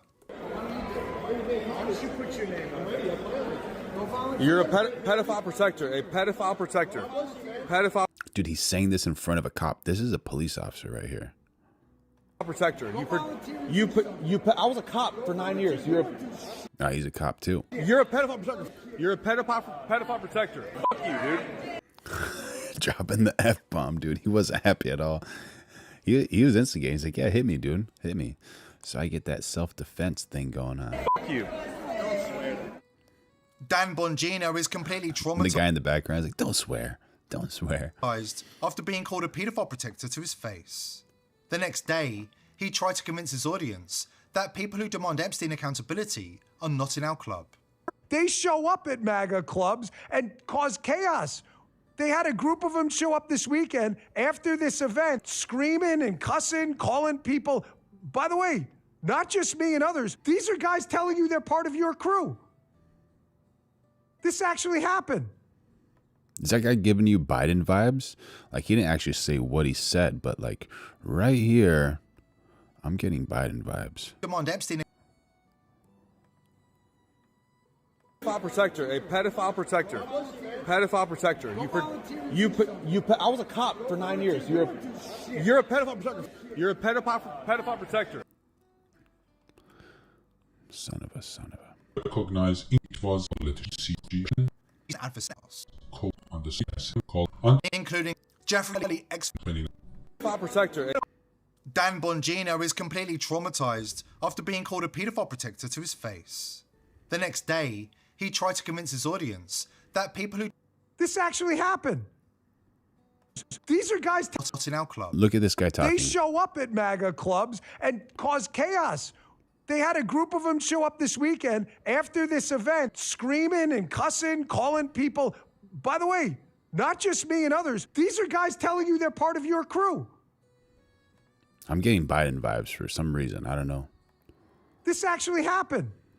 I think it's probably because he's reading a teleprompter. Pedophiles. Emails from March 18th, 2025, obtained by reporter Jason Leopold, show FBI staff seeking guidance about how to protect compromised VIPs. Declassified files prove that Dan Bongino was approached in March 2025 to help redact and censor the Epstein files. No matter what he does, history will always remember Dan Bongino as the man who protected pedophiles. This one's not readable. It's completely redacted. For the most part, the first 50 pages.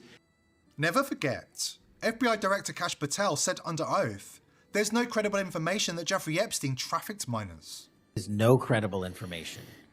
None. If there were, I would bring the case yesterday that he trafficked to other individuals. And the information we have, again, is limited. So the answer is no one? For the information that we have. In the files? In the case file. There is an archive that has 2.5 million documents, 38 witness statements, and a federal conviction that says otherwise.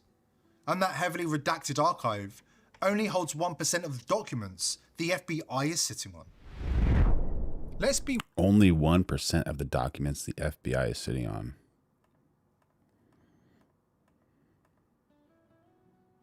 The moment Patel finishes reading the papers, his entire demeanor shifts instantly. Then, he makes 2 secret hand signals to somebody off camera. I think this guy might be off here. Why would the FBI director need to do that?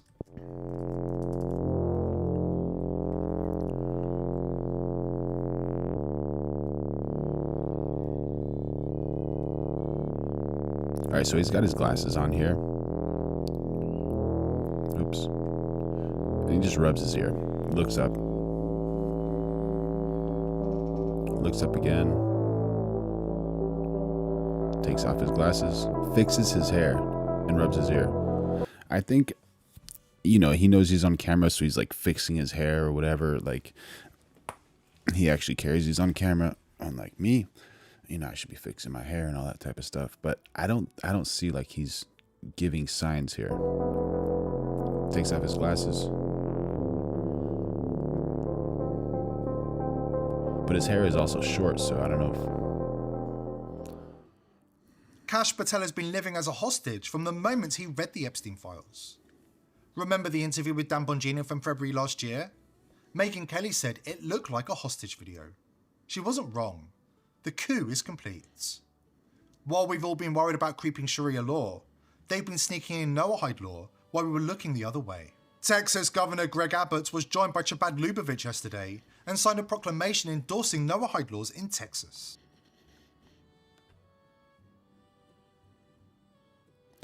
That's a wild motto, by the way. That is super wild. If that's true. He also celebrated the birthday of Chabad's fake messiah and told the rest of the state they should do the same. What is Noahide law? And is it compatible with the great state of Texas? You be the judge. Got this rabbi's prayer at one of Trump's rallies. May we move forward together seeking to build a future that reflects the will of God and his values based on the 7 Noahide laws that will unite us all together. Amen. If you break one of the Noahide laws, it's punishable by capital punishment. Want to know the first law? Idolatry. You know what they consider idolatry? Just to chime in on Brian, the phrase "by way of deception thou shalt make war" is a widely cited, though sometimes contested, English translation of the Mossad's former motto. I'm not going to try to say that. But anyways, what it is more accurately translated to, you might like this: in counsel or strategy, you shall make war. Or, for by stratagems you wage war. Oh my God. Idolatry to be acknowledging Jesus. So, ChatGPT, I recently heard that Donald Trump was invited by the Jewish Sanhedrin to an international divine court in Israel. Is this correct? Yes, that's correct. The nascent Sanhedrin invited Donald Trump to support the creation of an international divine court based on the 7 Noahide laws. Yes, the 7 Noahide laws. We find this in the Jewish Talmud, correct? Yes, the 7 Noahide laws are derived from Jewish tradition and are found in the Talmud. Now, correct me if I'm wrong. The consequences for breaking one of these Noahide laws would be capital punishment. Is that correct? In ancient interpretations found in the Talmud, breaking the Noahide laws is described as warranting capital punishment. However, these interpretations are not reflective of modern practices. Making it But to according full. to Be right Sanhedrin back. 57A, that capital punishment is decapitation, correct?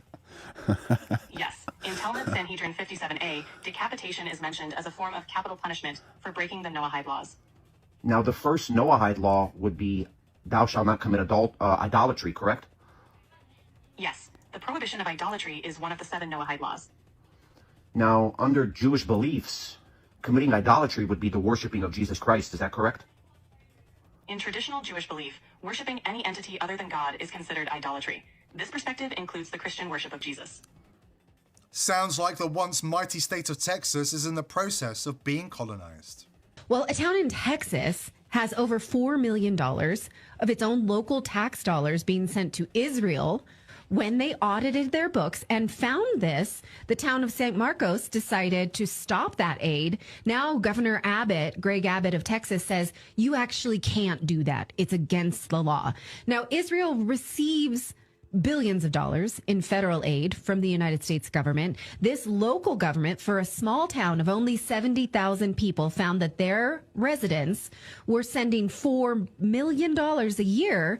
And they said, we actually don't want to do that. We want to send that to our local schools, our fire departments, maintain our roads. And the state is saying, you cannot do that. You must continue to send that money to Israel. And don't forget, the internet is their new battleground. Whether you're in a position of power like Kash Patel, or just somebody asking the wrong questions, digging into the darkest rabbit holes, the goal is the same. Discredit you, isolate you, ruin you. That's why tools matter. Check out vp.net/TPV. A VPN built on the idea that you shouldn't have to blindly trust anybody. Plans start at just $5.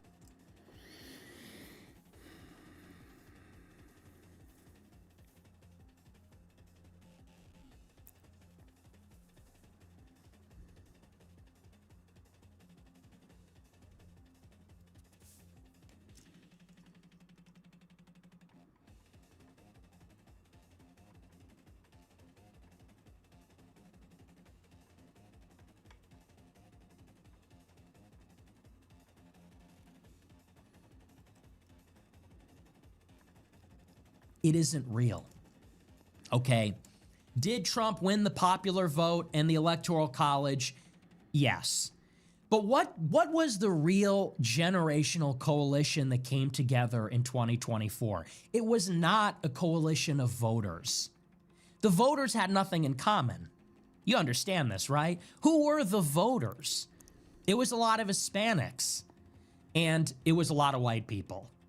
And it was the podcast bros. It was guys like Joe Rogan, and it was guys like Tim Dillon and the comedians. And it was various people that were sick of wokeness. And it was apparently some Muslims and Arabs near Dearborn, Michigan, who were upset about Palestine. And it was leftists who sat out the election because of Biden's genocide in Gaza, and so on and so forth.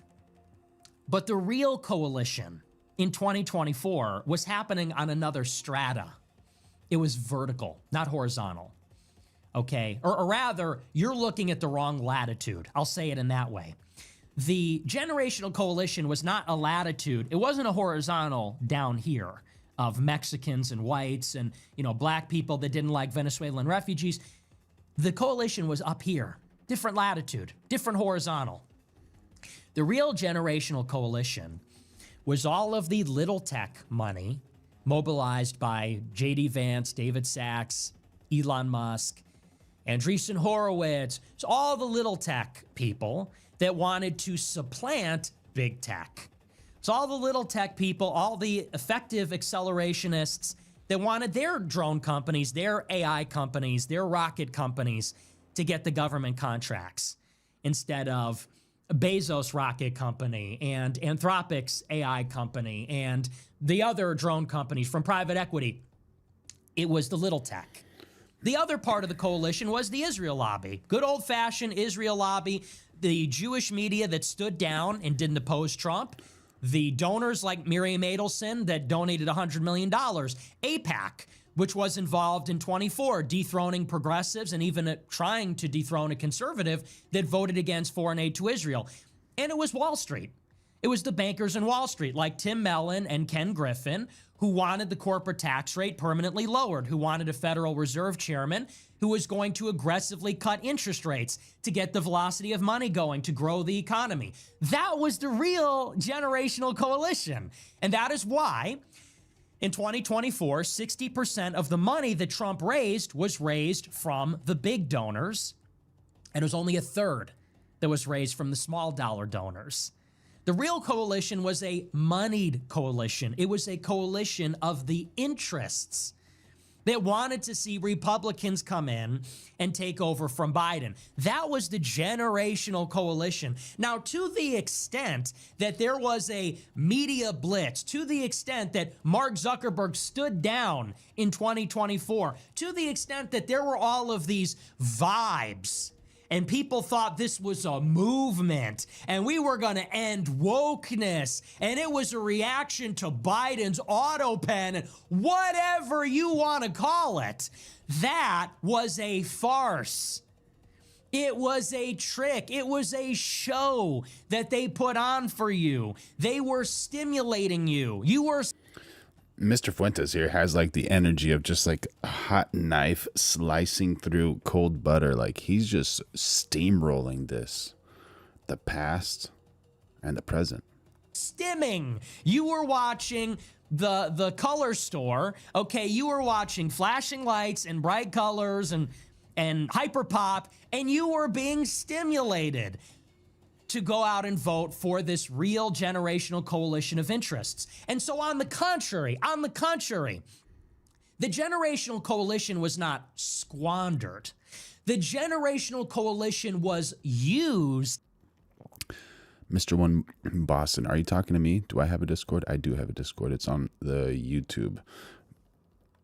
And then discarded.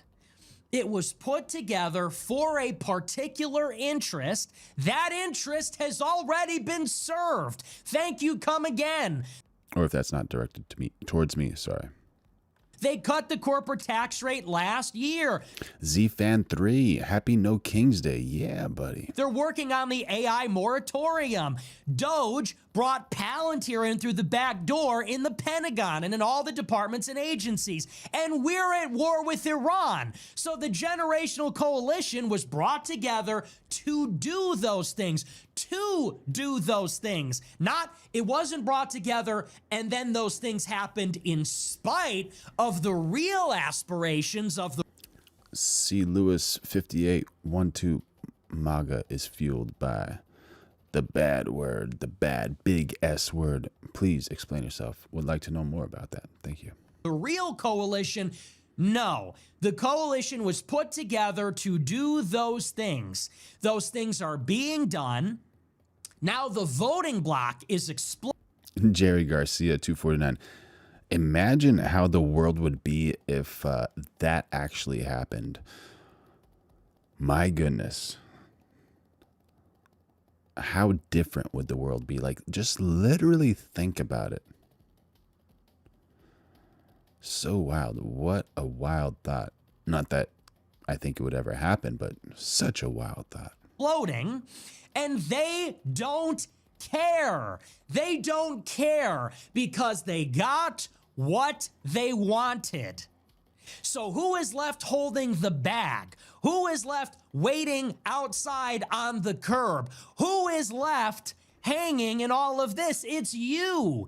You are the sucker, the voters that thought it was going to be a never-ending Creed concert, that thought we were bringing grunge back or whatever, that it was going to be a golden age and there's going to be smart cities on the blockchain and it was going to be Columbus Day and we'd all say Merry Christmas and we're going to get trannies out of... Tara Matthews, how are you? Thank you for joining in on the chat. Girls soccer. You are left holding the bag saying, but Mr. Trump, what about our golden age? It's not a movie. That was never going to happen, okay? And so there's something so delicious about that. Yeah, Jason, I can see that for sure. That you have all these people, they're still hanging on. And they're still hanging on. Our generational coalition has been squandered. You got raped. You got raped. Your rapist got what they wanted, and now you are left hanging, used and abused, saying, I thought it was real love. I thought it was a real thing. Wrong. Wrong.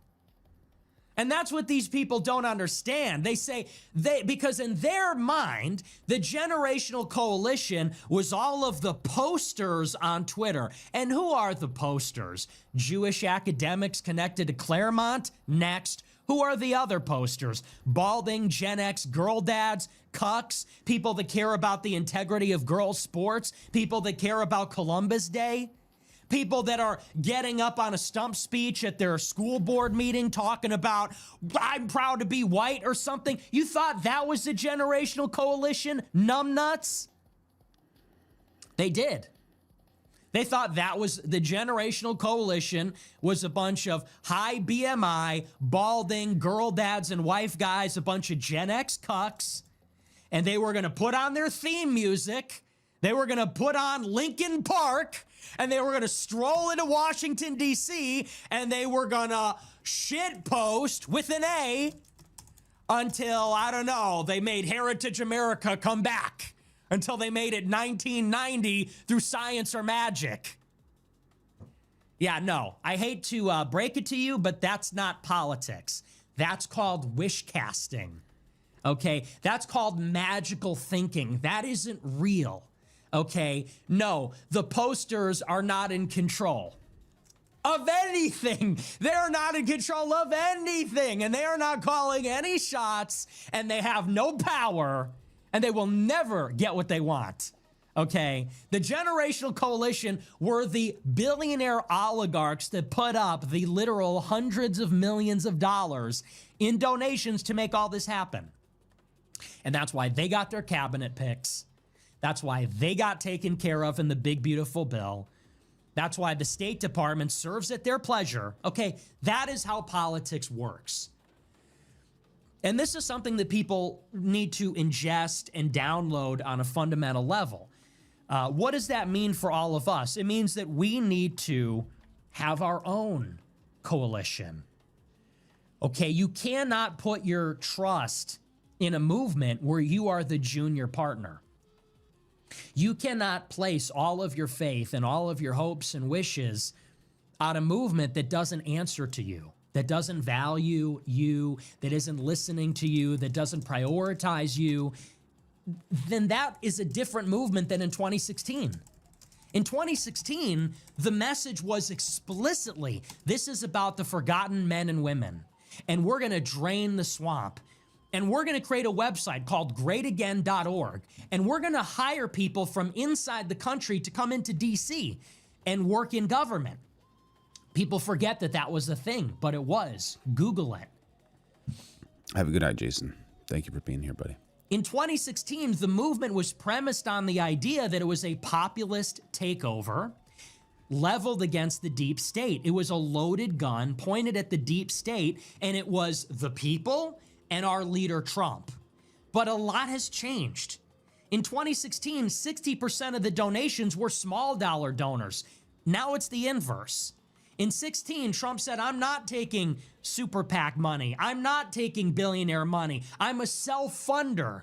I'm going to fund my own campaign. I don't have donors with me. It's me and my son, Barron, and that's it. It's me and my supporters. That If I can do it without getting in trouble, I will stream it. was what the Trump rally was about. It was people power. He doesn't have the money. He doesn't have the establishment, the endorsements, but he had that people power, the excitement, the enthusiasm. That's what he represented. That's not the case anymore. And I tried to tell you that in 2024. It's different now. It's different. It's not the same. The value proposition is completely different. That was not the message in 24. And no one could say that it was. In 24, the message was, I'm running to get out of jail. I need as much money as possible. I need to be everything to everyone. Some people think we're getting mass deportations. Other people think we're stapling green cards to diplomas. Some people think they're... What a gnarly point he's thrown out here. It's starting to make so much more sense, honestly. I don't know. Is it for you as well? We're getting the West Bank in a war with Iran. Other people think we're getting no new wars. Am I wrong? In 2024, he needed to be everything to everybody. That is how you get your generational. Okay, I got to fix that link then. Can you send it on my Instagram? Coalition, because everybody was projecting onto him what they wanted. And that's why people in Dearborn, Michigan read a rally with him thinking he was going to free Palestine. But then Trump would go to Mar-a-Lago and hug Netanyahu, who believed Trump was going to I need to fix that Discord thing for sure. Deliver to him the West Bank. And Trump would go to a rally or the RNC where they're holding up signs that say mass deportations. Then he would go on the all-in. Yeah, I don't doubt it. I don't doubt that that's probably one of his game plans for sure. Podcast and say, we're going to staple green Billy Bob, thank you for joining in on the chat. Cards to the diplomas of every foreign student that. Yeah, no, that's old Instagram. My Instagram is that one, the @tacit_purpose. Comes here. He was. I have to set it to be a permanent link if you want it to last forever. Everything to. Oh, are you talking about the Discord? Okay. Everybody, because he needed every vote, every nickel, every dime to get elected by any cost to get out of jail. 30th. And so he did. And then the chips fell where they would. Good morning, brother. How are you? Cabinet members were picked, and from then on, we knew what we were going to get. It was only a matter of time. And now here we are. And these things are happening. They're deep. It started early. We got the big, beautiful bill. Everyone hated it. We got the Epstein cover-up. Everyone hated it. We got that. They tried to sneak in that AI moratorium on regulations. Everyone hated it. Now we're getting a war with Iran. Everyone hates it. Then people say, Mr. Trump, you're squandering the coalition. Trump says, the coalition? I got out of jail. What are you talking about? He is getting the benefits conferred upon him by the presidency. He is getting legacy. He is building up his legacy for the history books. He's building a new White House next to the old one. He renamed the Gulf of Mexico the Gulf of America, literally leaving his mark on the map. He has these ambitions of territorial expansion, remaking the world in his image, and so on and so forth. All the things that he's done, remaking the Oval Office, the Rose Garden, turning it into a patio. The benefits are being conferred upon him, and in exchange, the benefits are being conferred upon the oligarchs. The people are holding the bag. You see? So no, the generational coalition wasn't squandered. It was a spook. It wasn't real. It was used up like a booster rocket and then discarded because the things they actually wanted achieved their escape velocity, to follow the analogy. The generational movement propelled Trump into office. Which link are you talking about? So that Trump could deliver for his backers. Instagram or Discord? If he loses popularity and if, little John Doyle and all those sad little heritage Americans, if they get their hearts broken in the process, hoping and wishing and dreaming, well, that's something that they're willing to accept. And this is something you got to keep in mind. When you're talking about the world empire of the United States, they're thinking in terms of decades and centuries and in hundreds of trillions of dollars. What is your complaint, citizen, denizen of Strip Mall Village? You live in a city which is really just like a glorified Main Street with a car dealership, a Holiday Inn Express, a Walmart, an Applebee's. Am I wrong? This is where you live. And lately, you're noticing it's getting a little too Mexican.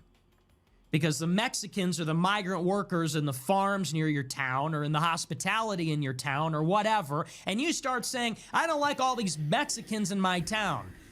You take a number and file a complaint at the help desk. I'm inconvenienced. I'm uncomfortable seeing these brown people. Just to let you know, there's a lot of good Mexican. There's a lot of good every single race of people in the world. In my Walmart, in my Applebee's, in my kid's high school or whatever. Do you think BlackRock, which has $20 trillion in assets under management, you think they care about that?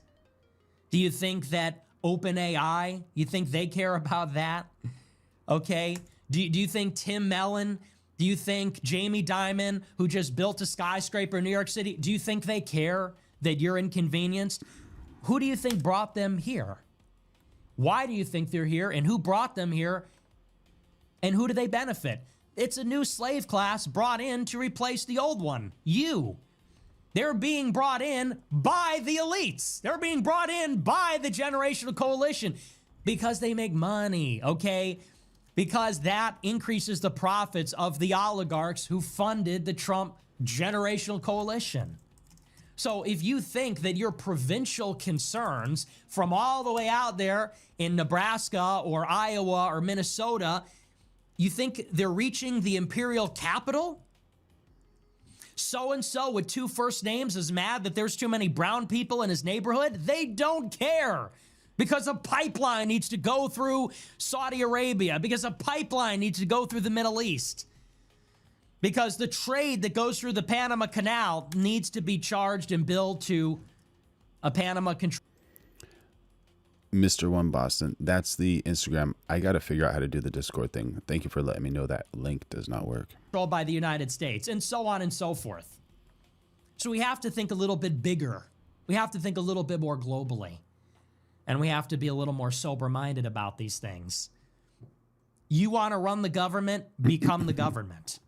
Don't vote for Trump thinking he's going to come and save us. He's going to come down the golden escalator, which is metaphorical in many ways, rich in symbolism. He never came down the golden escalator. He never came down. Tara, I think B-Pod said Nick has like a ultimate game plan for that move. From his class to help us. We have to go up, okay? We have to actually ascend. Sorry. I got to fix that Discord before I know how to do that. The escalator. If we are going to take what we want. So that's the message. I know. Hopefully I'll have it done by tomorrow. I'm kind of like, we're like an hour into the show already, but I keep seeing that message going around, and it couldn't be more emblematic. It couldn't be more definitive of how they don't get it. When they say our generational coalition got squandered. And I've been saying it in exactly that way. It's sort of sad. Your movement, our movement, your movement, my movement, to the extent that we were all part of MAGA and we have all these sentimental feelings about it, we have these attachments to it, this is all collateral damage. Now, a big question is about paid protesters. You hear that a lot in a situation like this. What I want to do is bring in Adam Swart, the CEO of Crowds on Demand, to talk much more about how all that works and really to help break it all down for us. Adam, thank you so much, as always, for taking the time to be here with us. My pleasure, Josh. It's great to be with you. And Adam, first off, I wanted to talk to you just a little generally here, because of course you have your company, Crowds on Demand, but Mr. One Boston, can I send it to you tomorrow? Are you going to be on live tomorrow? I wanted to ask, people actually do pay for protesters to show up. That's correct, right? And there's a lawful legal use of paid protesters, just like paid lawyers or paid other kind of advocates. And provided that they are abiding by all laws, they're not blocking roads without a permit, they are not, engaged in violence or vandalism, it's a completely legal practice. And in my view, it's actually an ethical practice. It's a way of bringing attention to an issue to compensate people to show up. That's what Crowds on Demand does. Now, when it comes into paying people to do something that is unlawful, that is unacceptable, of course, and that is something that needs to be taken seriously. And explain to me the difference there, because something that you hear a lot when you have these protests, I mentioned it, but a lot of people will talk about, hey, these are paid protesters out there, and these are paid agitators. So explain to me kind of the difference there, how your company works, all of that for folks who are watching. Well, first off, I think that both sides, right and left, love to That'll work.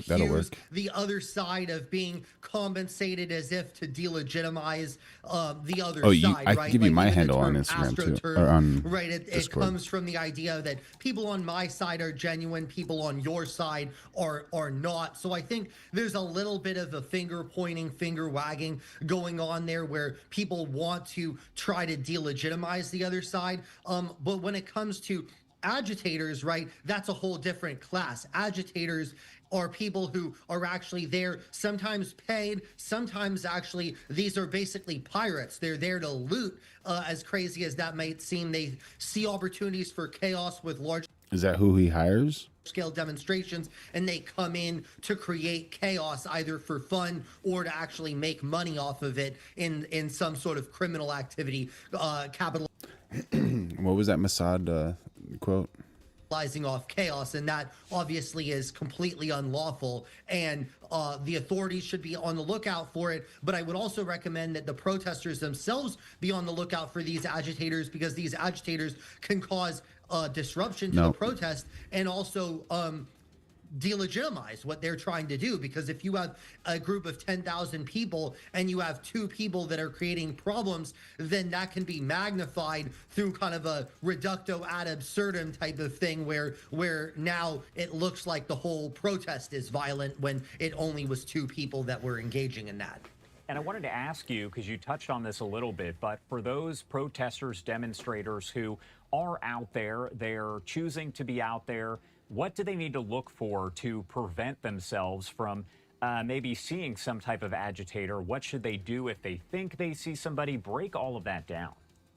Well, number one, it's very important to recognize that most of these rallies are lawful, permitted, peaceful First Amendment expressions. So if you are out there expressing your peaceful First Amendment right, you should be on the lookout for people who aren't doing that for your own safety. So if you see people who are talking about creating trouble, who are look like they are creating trouble, right? If they are armed and are looking to create chaos and are trying to instigate something with the police, my recommendation is at very minimum you get away from them, right? Because that is going to pose a security risk from yourself, either from them or from whatever happens. Just to let y'all know, we are going live every day of 2026, so make sure you subscribe and share this with a friend if you like. With the authorities. But my recommendation to protest groups and to the authorities, by the way, Josh, is to establish like a red phone, like the White House to the Kremlin, right? To stop nuclear war. We need to do the same thing with authorities and the protesters. You need someone of the protest leaders and someone on the authorities side to be in constant contact to make sure that the First Amendment rights are protected, but that chaos does not ensue, and that if there is an incident, that it can be de-escalated quickly rather than causing a bigger problem, which hurts the people of the city and infringes on the First Amendment rights of the protesters. As far as kind of these different protests that are taking place, thank you. Me too, Mr. One Boston. Your company overall. Did you share me your handle? Which one is your handle? Misconceptions, misunderstandings that you think people have that you want to make sure Thank to you, clarify. said Nick. Take care. Well, sure, Josh. Well, one of the misconceptions is that we have anything to do with riots or unlawful conduct. We are in the business of peaceful, respectful, lawful, persuasive advocacy. We have obviously been part of multi-billion-dollar cases. We have been, we were part of the Delete Facebook movement. We've done actions around taking on big pharma, big tech. We have been extremely effective, but all within the context you don't have to share it. Lawful advocacy, never in unlawful advocacy. So that's one. The second part is the ethics of what we do. As I said just now, we've done amazing campaigns that I think made our country better, but also through the actions have hired people who actually agree with the cause. We just facilitate their activism. So one misnomer is that, at least in Crowds on Demand's case, is that we have people who don't care about the issue, when the opposite is true. We actually vet everyone who participates in each one of our events to make sure they care about the issue and are committed. That is huge news. Israel just lost their last water supply. Oh my goodness. The peaceful, respectful advocacy. So those are kind of the two biggest things that people don't really D. Corbett, 1976. I don't doubt it. I do not doubt it. understand about us. So I like to come on shows like this because people see like a riot or people see someone who doesn't care about an issue protesting and they associate it falsely with us, and that's just not true. I have to ask kind of the other side here as I play devil's advocate overall. When you talk about people hiring protesters, demonstrators for rallies and things of that nature, do you think in any way, or what would you say to folks who say that this is creating a false impression of how many people actually care about a specific issue? Well, I think that in reality, Josh, before 1911, members of the British Parliament were unpaid for their service, right? So as a result, only wealthy people could have realistically become a member of the British Parliament. What Crowds on Demand does is we pay people to express their actual opinions and go out there, right? And a lot of those people are hourly workers or people who have childcare and all of this sort of thing who wouldn't otherwise be able to go. So that's number one. The second part, honestly, is that what we're doing is we are a publicity magnet. We create publicity, but if the cause is not compelling, we can't make a bad cause work ultimately because it's just not going to, like, we can get a lot of attention for it. Protest has that effect, but ultimately a message, I mean, just look at Michael Bloomberg or Jeb Bush, right? These are people who came in with a ton of money, a ton of paid advocacy, but ultimately failed, not because they didn't get their message across, but because people weren't interested in their message. So I don't want to overstate the power of what we can do, but what we're doing is just helping people put their cause or their company in the right context. All right. Adam, thank you so much for taking the time to join us here. We definitely appreciate it, as always. Anything you want to make sure to add, anything we missed here before I let you go? Well, my one recommendation to people out there protesting is try to think what are you looking to achieve with your protest? Who, number one, number two, who is actually empowered to help you achieve that? And number three, how do you persuade that person? Or those people? And if the answer to all of those is through public protest, do it. But I think that a lot of times people attend a protest and they feel like that's great, or they post on social media and they say that's great. But the reality is that if you want to achieve something in America, in a country where a lot of institutions and lobbies have so much power, you have to do more than attend one event. You have to be extremely strategic about deciding who actually can help you, how to persuade them, and pulling those levers properly. Otherwise, ultimately, you can have a protest or an event that gets a lot of coverage, but ultimately nothing will happen from it. All right. Adam, thank you again for taking the time to join us and helping to break it down. We definitely appreciate it. Yeah, that's pretty wild, Boston. Did you make that? Damage. Getting us sentimental about it, nostalgic, wistful, emotional, that's all part of it. Getting us to emotionally invest, that's part of it. And you got to realize that in politics, there's just no place for those kinds of feelings. This is the biggest game in the world, and there's no room for crying, there's no room for sentimentality, there's no room for any of those kinds of feelings. Only calculation. So I see these sad girl dads and wife guys on Twitter. What about our generational coalition? Mr. Trump. They, honest to God, thought a generational movement spawned in response to trannies playing soccer with their daughters and Columbus Day being renamed Indigenous Peoples Day, and because Disney Plus cast the wrong character in The Little Mermaid or something. I mean, that's literally what they thought it was. A guy like Matt Walsh, or that archetype, he really drives his daughter to soccer, watches Disney Plus with his daughter, and he thinks that is the world revolves around this, or at the minimum, the world of politics revolves around this. And it just doesn't. Sorry. It doesn't.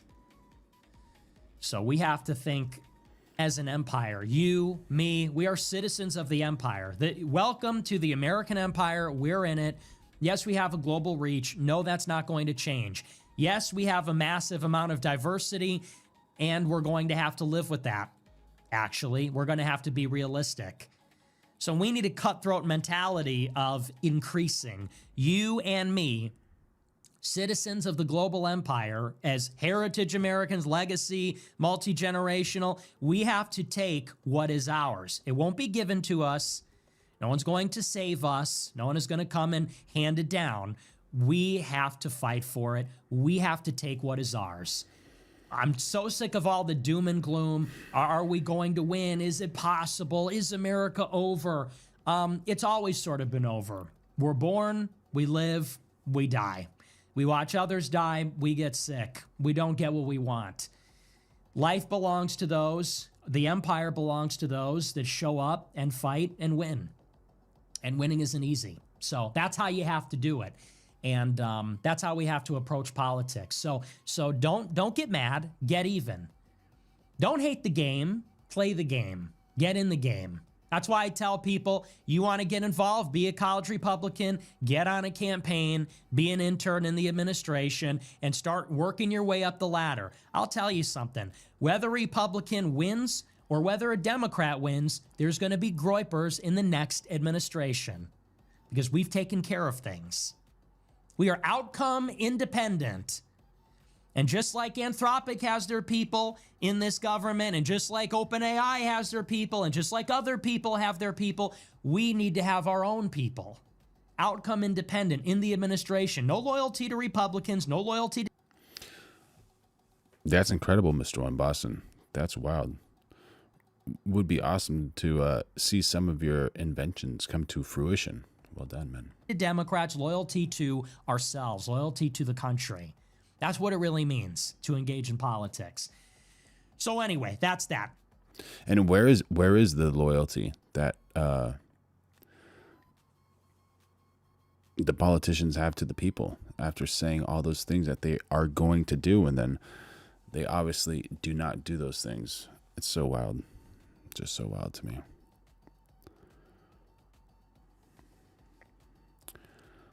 It's so wild. Is Barry in the chat?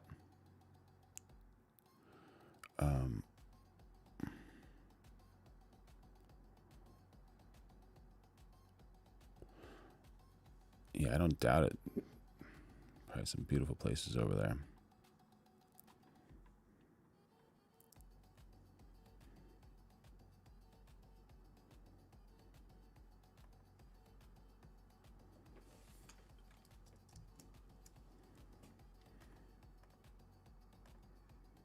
Cola, bro, in your soul. You can't get enough of it, man. People are... It's like a cocaine, nicotine, Coca-Cola, bro, in your soul. You can't get enough of it, man. People are drawn to Costa Rica. They think they're coming from mountains and sloths. Yeah, that's why you leave Costa Rica feeling unfulfilled and come back like eating a pack of Skittles. It's because you got all the sweet and none of the nutrition. They go to these resorts. They've never been to a warm Tico home and had a woman invite them inside for her own homemade drink that she made out of stuff she... Hey, Mop Top 7575, thank you for joining in on the chat. She curated with her hands in her kitchen, from food she gathered from the garden, from trees she planted herself. The layers of love on love on love are intense. They're next level. You would never know why, because you have to walk down a muddy thing and take your shoes off and go up to this lady, and is not beautiful by your standards. She's the kindest, warmest woman on planet Earth, but you'd have to walk through her muddy driveway and through her chicken shit-filled yard to get to her warm house, where she will wash all of the dirt off of you and welcome you into her home with no thought of money or repayment, just sheer kindness. And it's so fucking rare on planet Earth that I didn't even know what it was until I saw it. Now I know what affected me in Costa Rica, and I'm sure if they experience it, if you expose them to it, fuck, it's like a cocaine, nicotine, Coca-Cola, bro. It'll make you start crying while recording yourself driving down the road after dropping off your best homies. It's primal and spiritual and the most realist thing I've ever felt, but you can't see it. They think I'm crazy. No, man, I finally found kind people who are nice to me with no concept of racism, who love the earth and protect it and live substantially below their means and are happy with simple things. And they were nice to me. Nobody, not even my fucking family, has ever been nice to me other than Alex. And after all, I've watched Eric Lundgren and Julian Brown and Stefan trip around and interact with these people and experience the same thing, now I know. It's just love. It's love on love on love, packaged up.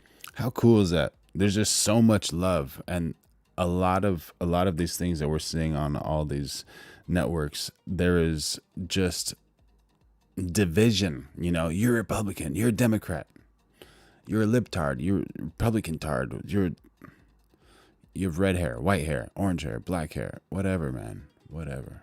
In a box that you'd never expect. And because you're so goddamn smart in your own eyes and so modern, you couldn't see the fountain of youth if it was right in front of your face. You discard it as a dumb, poor farm woman and walk on. Back to your fucking house. Back to your money and your comfort and your air conditioning. And be miserable the rest of your fucking life. Because that's what you deserve for discarding things that don't look right. I just want to be there one day when the whole fucking world learns their lesson. And until then, I'm gonna bring as many people as I can here to experience it before it happens. Show is out.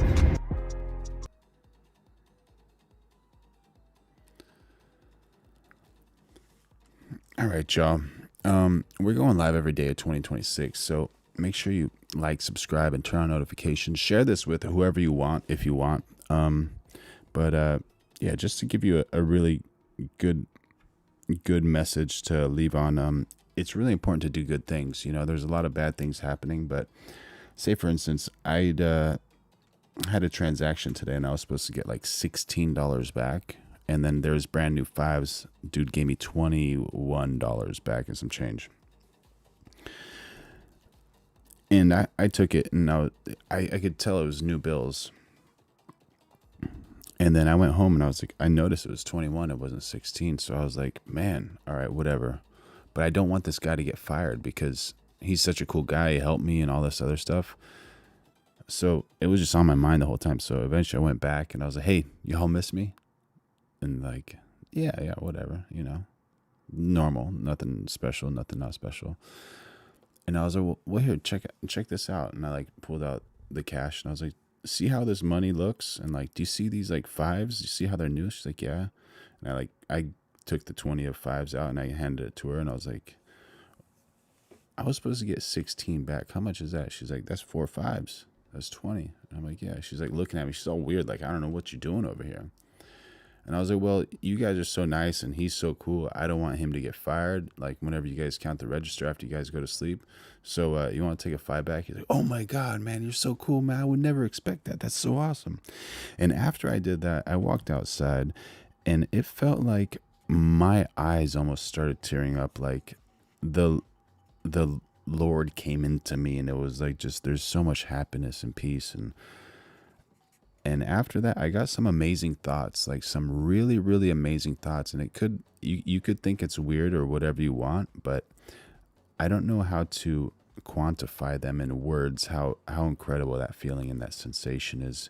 And it's only $5, but it could also like mean the difference between someone having to like go through that resume and find a new job because he's getting fired, or me just being like, hey, I made a mistake, you made a mistake, everyone's made a mistake, and this time these bills are stuck together because they're brand new $5 bills. Take that 5. And I hope this message kind of just inspires you to do good, and not just for other people, but for yourself too, because whenever you do good, there's something inexplainable. I'm trying to understand what it is, but there's something so pretty and so beautiful. So I just want to tell you guys, I love you. The Lord loves you. Your family loves you. And follow your dreams. Try to do the right thing. And yeah, we're going live every single day of 2026. So if you want, like, subscribe, turn on notifications, share, and take care of yourself. And yeah, don't be a stranger.